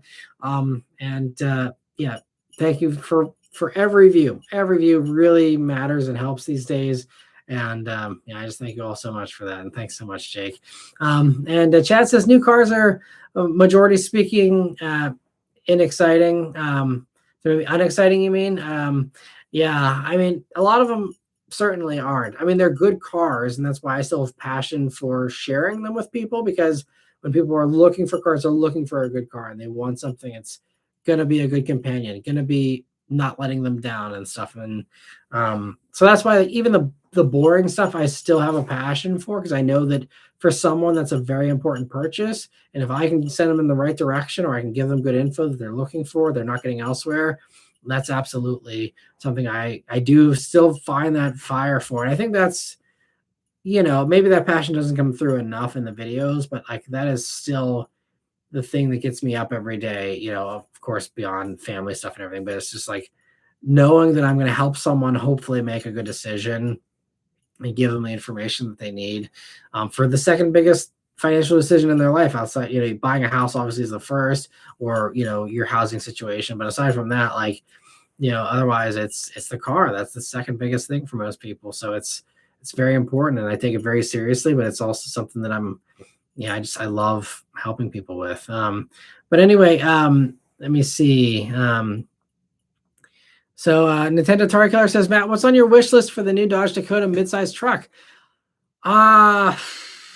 I mean, I don't know. My wish list is irrelevant because my wish list is not what midsize truck buyers want. My wish list would be, let's move the ball forward. Let's try and be progressive with this, which is, of course, not going to be what Dodge is going to do or Ram is going to do if they're smart about it, because the market has clearly spoken, especially the Ram and Dodge market doesn't want change, doesn't want progress, doesn't want innovation unless it involves more horsepower and a V8 and a bigger supercharger. That's the only kind of progress they're interested in. So, Dakota, I think if they were smart, Dakota should start with the Pentastar V6, and then the next step up should be the 5.7 liter Hemi. Go for the 6.4 if you can fit it in there and you want to go nuts, especially during the free for all without having any cafe emissions, fines. Make it the muscle one. Make it the one that has more power than the rest. I think that's kind of their thing, and I think that's probably the best way for them forward. Personally, what would I like to see? I'd love to see, a good hybrid competitor that's Tacoma. I'd love to see a plug-in hybrid mid-sized truck here. But again, that would all be terrible business decisions for them right now. I think it still could be a good idea later on, but they couldn't even justify bringing the Gladiator 4x8 to market, and that's stuff that's on the shelf and very easy to do. And they couldn't, they were going to do that. And then again, the lackluster response for that stuff and the lack of incentives now is what, killed that one. And so, yeah, I think Dakota, aside from that, and that's a segment I have no interest in. So I couldn't care less what they do with it. Obviously I want the company to succeed and, but I don't think there's anything. From a old school standpoint, it'd be fun to see them shoehorn the biggest engine possible, make a Hellcat version if you can, whatever, go nuts with it, because I think that's what everyone wants to see. But personally, I just, no way that they do the Dakota realistically is going to get me excited. It'll be a good truck. I'll review it, and I'm sure it'll be great for a lot of people, but it's not something I'm excited about personally. And Chad says, Nintendo, I love my job at Matt's Vids are one thing that helped me sleep midday. I'm glad that they help you to calm down and relax. That's awesome. Lancelot says, GR Corolla manual versus GR Corolla auto, and go. Here we go.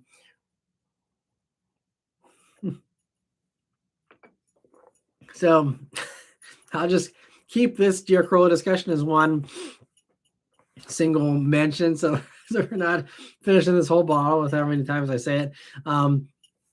But I personally like the manual better. The auto is great though. I'm very happy. I know you're probably only half serious with your question, but I'm of course taking it seriously. But no, the auto is great for people who need an auto. I think it's a much better auto than people give it credit for. I really hope they put that automatic in more stuff so people realize how good of an automatic it is. Because it is really good, but manual for me all day, every day. Let me see. That one other guy says, I need to watch the 500E Calm Drive video. Yeah, hopefully you enjoy that one. It was just a nice summer, I think summer morning or summer afternoon drive. But yeah, and that one I kind of did for myself too, because I look back, I will admit that every once in a while I go back and watch one. I did a couple bullet POVs, and I'll go back and watch that just because I miss it. So that's definitely a fun thing to look back. And I have a couple POV videos from like I had Snapchat Spectacles, the first generation of that, and I did a couple little quick videos that I've saved in the 2016 Mustang GTs, and every once in a while I'll go back and watch those too just for fun. The POV stuff is very fun for that, of just remembering your memories the way you remember them. Maybe not as good as the video, obviously, but that's what I love about POV stuff. And that's why I will do, more and more POV stuff still. Just even if it's just those calm videos, I'll still do some, especially for the cars that I want to remember. Again, it's kind of selfish, but the real special press cars that I know you guys also would probably enjoy, but stuff that I want to remember, like I was driving this thing and it was awesome. That's kind of, even if I'm driving it slowly, just again, once I, have that POV and I see that, it kind of brings back extra memory that it's just kind of fun to watch. Let me see here.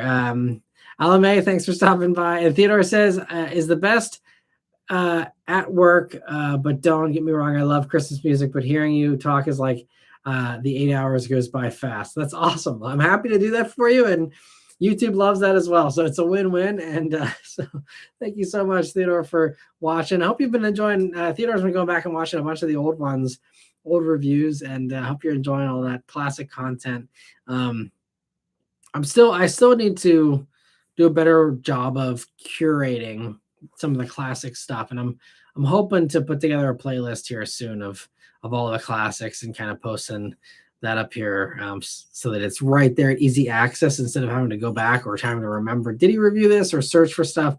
I'll just have a playlist of classic Super fan reaction, fast, fun car videos, so that for anyone who is also nostalgic and wants to go back and see that, it's you don't have to hunt for it as much as you might have to currently. Nintendo Atari Killer also says, I like the POV drive on the Miata. My local car share company has an ND Miata on the fleet, so I might try to rent one next year, or let someone at the car meet drive me around in one. Nice. That's a good way to keep the ND Miata fun alive. And also, sorry, I missed the other super chats here. I missed a bunch of them. I'm sorry, everyone. It did not give me a good job or didn't give me a good notification to hear about these. But so let me see. So Chad also says, thank you for the super chat. He says, I'm thinking GR. Also, we missed you, Beth. Hopefully she'll join in here soon. She's just busy doing laundry and all the mom stuff here tonight. But hopefully she'll join soon. But thank you so much, Chad, and GR Corolla here. Also, Raphael, thank you so much. He says, Beth, for the last live stream of the year, not a whole stream, just a wave and a hello. We'll see if we can make that happen. I brought it up tonight, but again, she just had some stuff she had to do. So yeah, but hopefully she'll be able to come in here for the next one. Chad, thank you so much for your super chat again. He says, air quality is the way to go. Not climate control, flat earthers. Right. Maybe so. Is that less offensive when we talk about air quality? Although they don't like air quality either because they're getting rid of the EPA. So no air quality, no climate change stuff. So let's just pretend it's all fake, and maybe that'll make it go away. Right. That's the current official line of thought. Good luck with that. But anyway.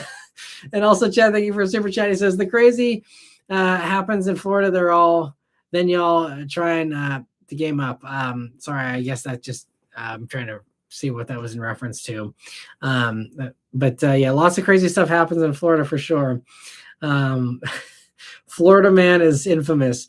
And Chad, thank you for another couple of super chats here. He says, Hellcat, it fits. I sit for a fun cat reference. Right. Yep. And we will see, I mean, I wouldn't put it past Ram to try and shoehorn that in if they're actually bringing it back.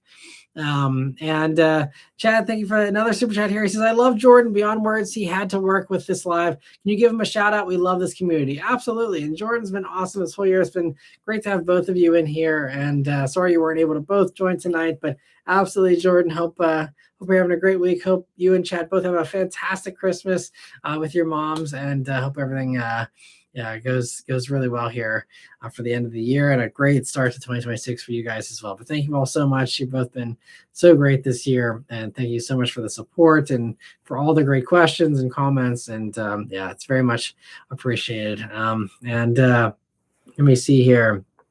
So where were we here? Sorry, gotta get this out of my face, but all right, where were we? I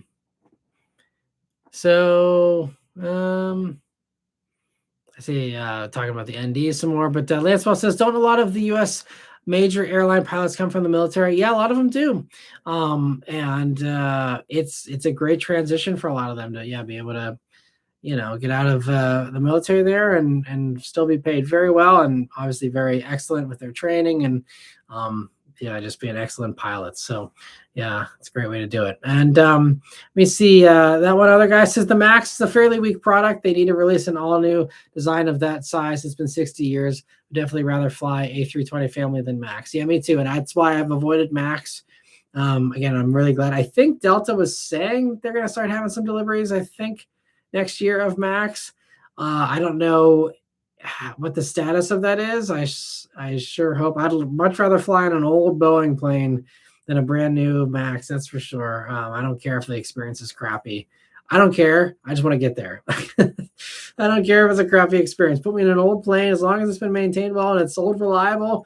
I am fine with old reliable, even if it's slower. And now I know that efficiency wise, the Max is also better, and that is one thing. I mean, speaking of climate change stuff, I mean, my carbon footprint is horrible, and I never pretend that it's not. All of the jet setting that I do is far worse, emissions wise, than I'm sure everyone's driving here. And so I never pretend to have any kind of moral high ground with that. But yeah, I just emissions are important, but when it comes, if you can't have both in a plane, then safety has to take the top spot and priority for sure. But the new Airbuses are great. They're very nice. Sounds like there's every once in a while there's a little quirk to some of them, but thankfully they've been pretty good. Again, knock on wood. But I mean, I know a lot of people do fly the Maxes and they really like them. They think they're great. They're smoother and a whole bunch of other great perks, I'm sure. But not for me. And Nintendo Atari Killer says, airplane story. I was on a flight to Toronto and we hit turbulence while I was taking a piss. My aim was exceptional though. No splash damage and I kept my balance. Well, good for you. That's an impressive feat of balance there. And man, that's I'm sure the cleanup crew was very appreciative of that as well. That's funny.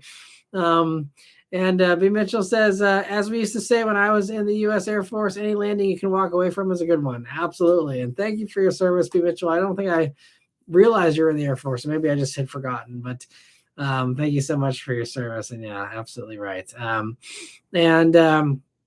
me see. And Nintendo Atari Killer says, as far as the shortbread, there's no secret ingredient for the shortbread, but go ahead and put rock sugar on top or crushed candy canes if you're a masochist. Nice. All right, well, good advice there, I suppose. And Lancelot says, yeah, Straight Pipes is sponsored by TrueCar now, I think. Okay, so not Car Gurus, so maybe TrueCar is the better one. I don't know. I haven't talked to him about it, but yeah, I'm not sponsored by any of them. So yeah. Anyway, So Nintendo Guitar Killer says, speaking of straight pipes, I got a set of Continental Viking Contact 7 tires last year, and they were a blast in the wintertime. Just make sure you put them on the correct direction. Noted. But yeah, I mean, Continentals are great. I had them on the Bullet there towards the end, and I was very happy with them, at least so far, until I sold the car. But I haven't heard any complaints from the new owner of the Bullet, and I think they still have those tires on, and I think they're still enjoying them. Mr. 705 says, yeah, Greg Biffle had his own channel and did a big video with Cletus about once a month. Interesting. I had no idea about that. It's so funny how the car niche in YouTube isn't huge, but there's still so many things that do fall through the cracks and just corners of that I had no idea about. So that is a bummer. Crazy. And Dennis, thanks for stopping by, and happy holidays to you as well. And Lancelot says hurricane force winds on the West Coast. There's all kinds of crazy weather stuff for sure. And Dennis says, I have my 2019 Mustang Bullet and I love it. That's awesome. I'm glad you still have yours. I'm glad you're still enjoying it. I'm curious how many miles you're up to in yours at this point. But yeah, because there was another buddy I had who had a Bullet, and he just sold it this year actually, and he had like I think 76,000 on his 2019 Bullet, so he drove it a good bit. And yeah, hope you're enjoying yours to the max, and glad you're loving it, Dennis. And let me see. Anyway,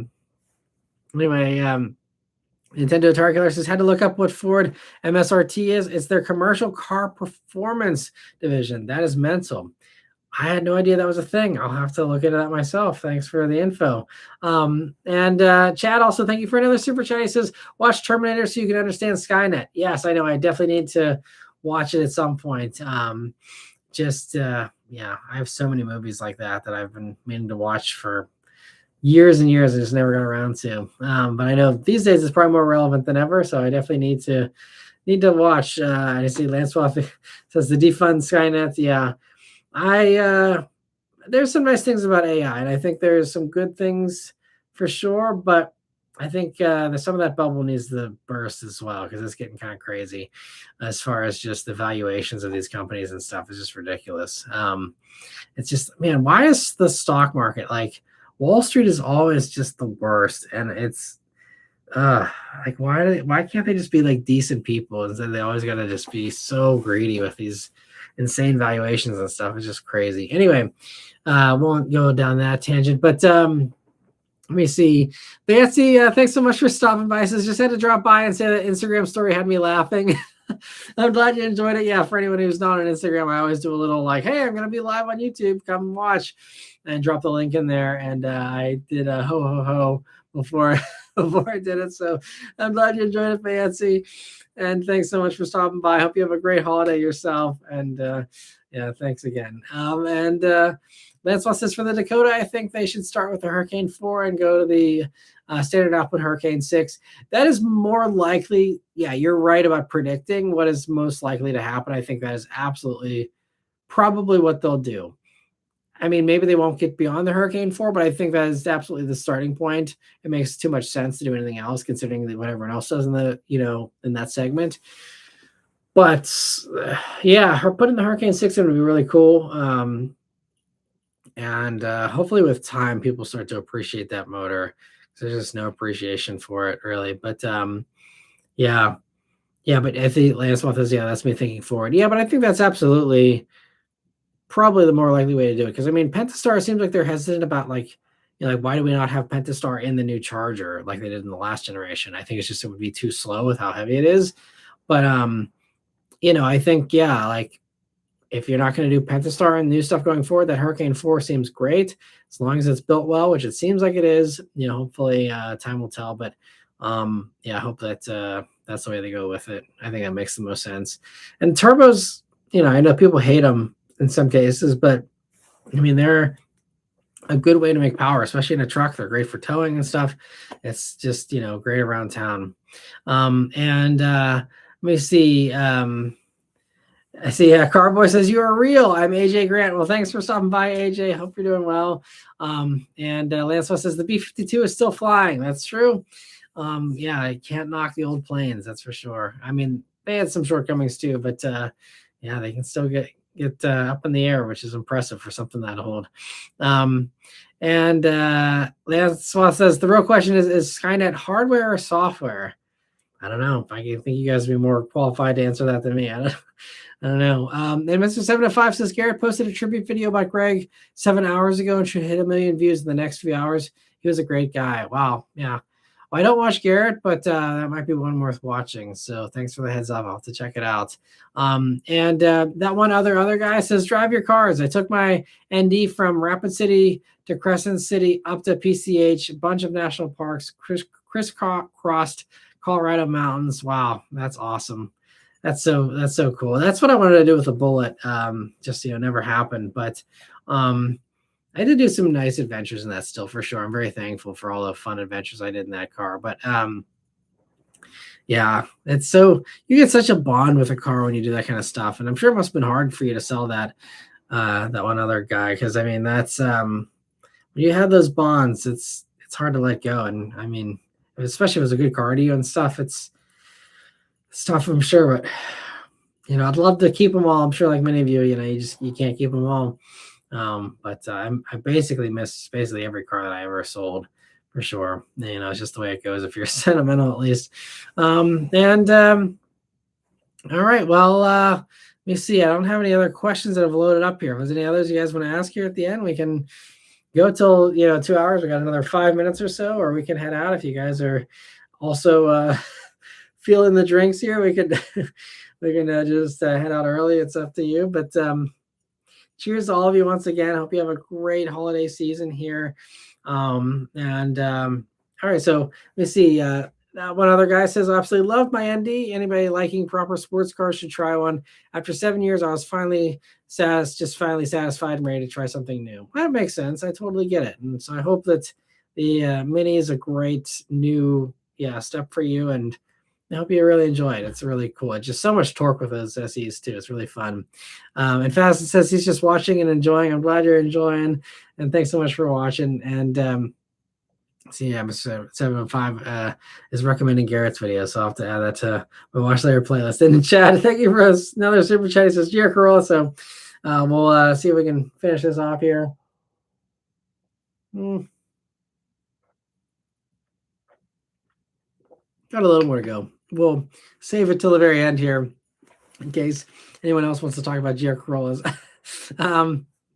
But that one other guy says ND loses big power at my altitudes, Mini doesn't.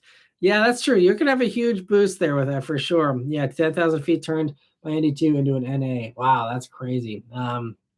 Yeah, it's a real feeling. I mean, I have a friend that lives in outside of what is it? Outside of Denver, I guess. Yeah.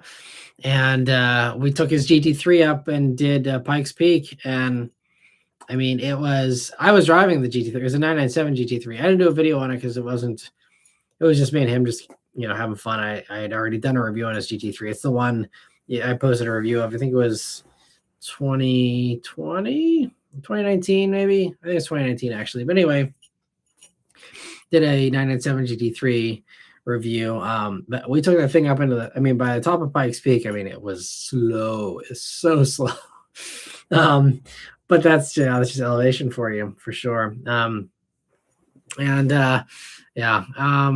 But you're gonna with the SD, or sorry, not the SD, the SE, you're gonna have it's gonna feel really nice and quick, and not having that penalty is gonna be really nice. And that's the huge perk about I was talking a little bit about that in the rants about the new Subaru Uncharted and the Trail Seeker. I think those things, I hope they allocate most of the production to just Colorado, because they're going to sell so many. That's a lot of Subarus in that area. And when you tell people, and especially the people who don't maybe fully appreciate how much you lose in the mountains with gas, especially naturally aspirated gas, you put them in that electric thing, it's going to be mind-blowing how much faster it is. And just the fact you can climb up into the mountains without any slowdown is just great. I think it's going to actually be a surprise hit. I'm crappy at predicting these types of things, but I think the Trail Seeker, especially because of how well it's priced, that has the potential to kind of break the narrative that is already going to be coming next year. I can see it coming from a mile away that, EV sales are going to drop off. They already have, for this last quarter, and they will continue to drop off because everyone who was in the market to buy an EV already bought one. They bought one before the end of September, most likely. They're not buying because they already have them. It's not that they're not into EVs, it's just that they already have them and they don't need to buy another one for a while. So like you're going to see it, 2026 especially is going to be a bad year for EV sales. I can already predict it. I have no crystal ball here. I'm not, I'm not clairvoyant. It's just, I know they're not going to sell well next year. But I think Trail Seeker actually will sell very well. And I think that will show people, if you have compelling product that hits the right target demographic and your buyers and what they want, it can do very well. And you price things well. Crucially, I think we'll still see some EV sales successes next year. That be like, oh well, all these other EVs are dropping off. Yeah, but I think Trail Seeker is going to be huge, and I think there'll be others that are going to be huge too, which will make that a little less tidy as far as everyone who wants to just wrap it all up and be like, oh, see, EVs are over. Bye, everyone. This is not happening. And so it's, I'm excited for Trail Seeker for sure. And Chad, thank you so much for another very generous super chat. He says, you've always created a place for us and we appreciate you for it, friend. Absolutely. And I love the rainbow flags there. Thank you so much. We love you guys too. And I hope you guys have a great holiday here. Yeah, let me see. Last few questions and we'll head on out because we just hit the 2-hour mark here. The one other guy says, yeah, then it felt amazing when I got it down to sea level with the ND, I bet. Fazlin says, bro, no joke. Every time I watch your live, I want to go for a late night drive. Well, that's awesome. I hope that encourages you to go for a fun late night drive. They're some of the best drives. I always enjoyed that too. So totally get it. And Nintendo Tar Killer says, I had an O2 Saab 9.5 Aero 5MT, the manual. I don't regret selling it, even though it was my first car and my dream car. Super comfy seats, solid driving feel. Same with the Volvo, but the Saab was more special. Well, I'm glad you don't miss it or don't regret selling it at least. But and it's crazy if you watched the video yet, Nintendo Tar Killer, the junkyard walk, but like tons of Saabs in the yard. I don't know how. I didn't think there was this many Saabs still around to scrap, but there's so many of them, and it's just crazy. It's so wild to see cars that I know are already rare and seeing before my very eyes them getting crushed and becoming even more rare. It's just wild stuff. And by the way, if anyone's curious about the junkyard stuff, Pull Apart has a policy that they don't want me to film actual crushing. I don't know why. I wish I could, because that would be real good, especially short form content.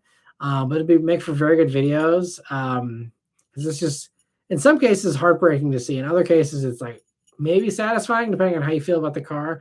But that's why I never include crushings in the junkyard, even though I'm seeing them. I just can't film them. And there's a bunch of other stuff too, where there's stuff that I can't film that's behind the fences there, that's in the processing part of the yard, where there's just seeing stuff stacked up waiting for the crusher, like cars stacked on top of each other. It's just kind of wild too. But anyway, Lancelot, thank you so much for the very generous super chat once again. He says, Merry Christmas, everyone. Merry Christmas to you too, Lancelot. Last couple little comments here, and then we'll head on out. But a great way to send us off there, Lancelot. Thank you so much.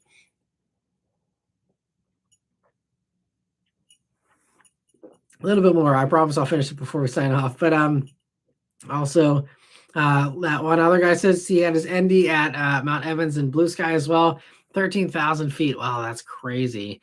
And kudos to the Mazda engineering team for engineering these cars to handle that stuff okay and adjust. That's pretty awesome. Modern ECUs can do that. And that other guy says the Trail Seeker and new Solterra are better values than their hybrids. It's wild. They really are. I totally agree. And I hope that helps them to sell well, because it's like finally we're getting good pricing. And I hope people reward car companies for the good pricing with actual purchases.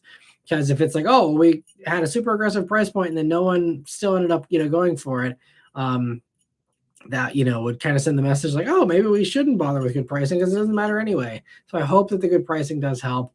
And I'm excited to hopefully drive Trail Seeker. I don't know when Trail Seeker is actually when that drive's happening, or when that's, because Super doesn't invite me to everything.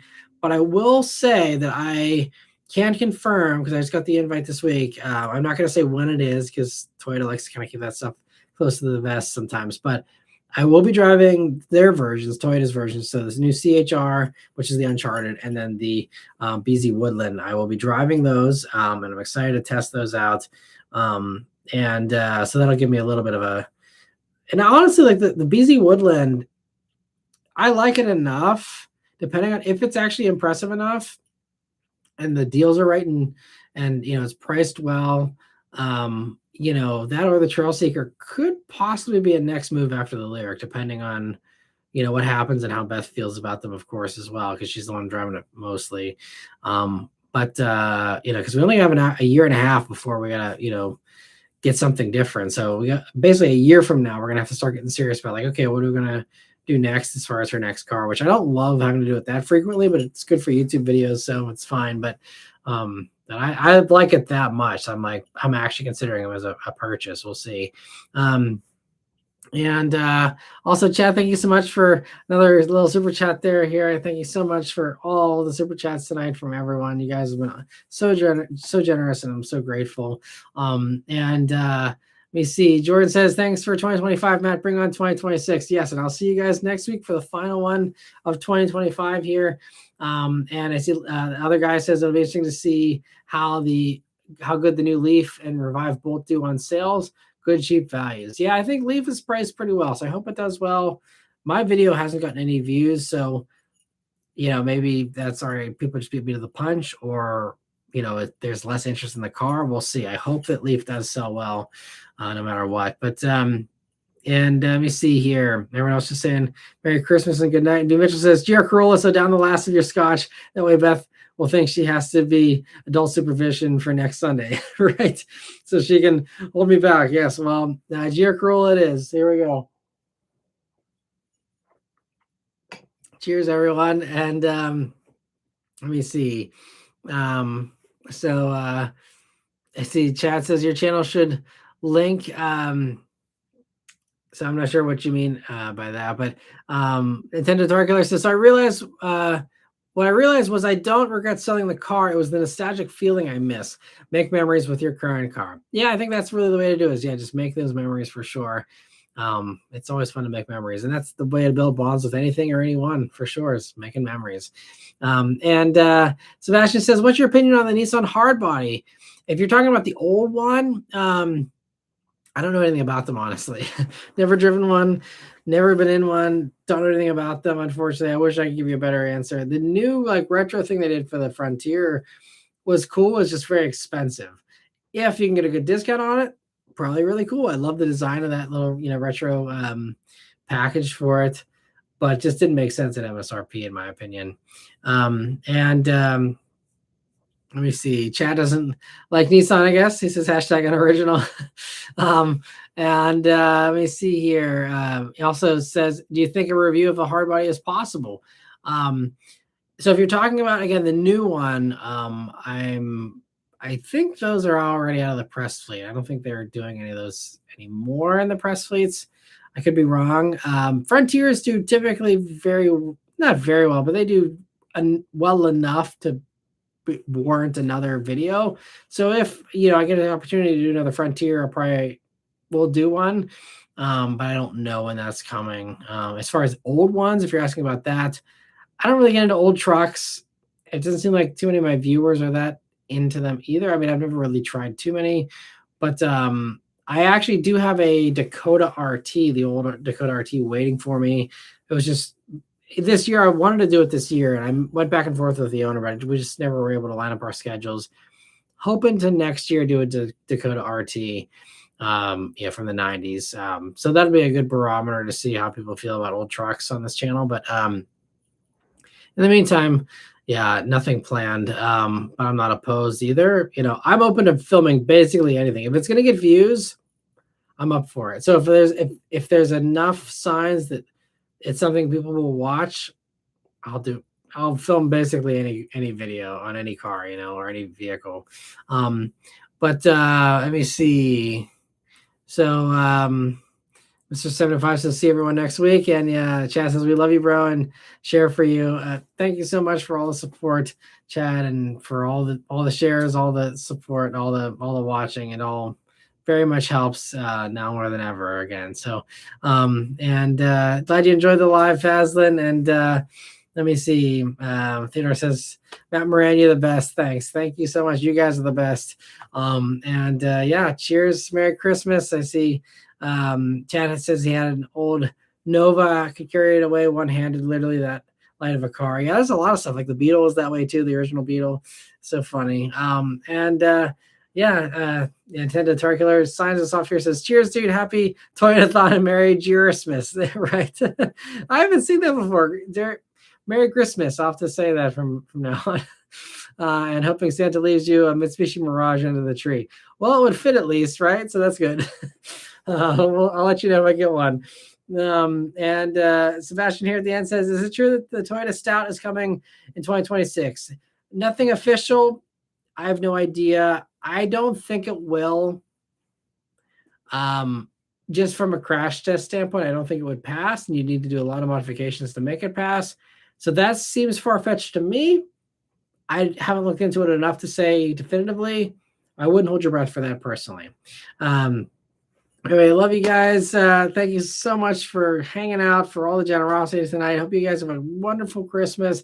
Thanks for drinking with me, those of you who did. And those of you who didn't, all good. Thank you so much for joining in and hanging out for the 2 hours and 10 minutes here. Hope you guys have a great Merry Christmas, Happy Hanukkah, Happy Kwanzaa, whatever you do. Hope you all have a wonderful time with friends, family, the people that mean the most to you. That's what it's all about. And I'll see you guys next week for the final live stream of 2025. But we're not doing one on Wednesday because Wednesday is Christmas Eve. So we'll just be doing one next Sunday. And I'll see you guys then. But thank you all so much. Stay tuned for, again, more good videos here this week. The grind keeps on going, so more stuff to come here this week. I'm not taking any time off, so you can expect lots more videos here from me here at the end of the year. But anyway, thank you all so much again. Thank you for all the hearts and the 100s and all the love, and you guys are the best. I'll see you guys in the next one. Take care.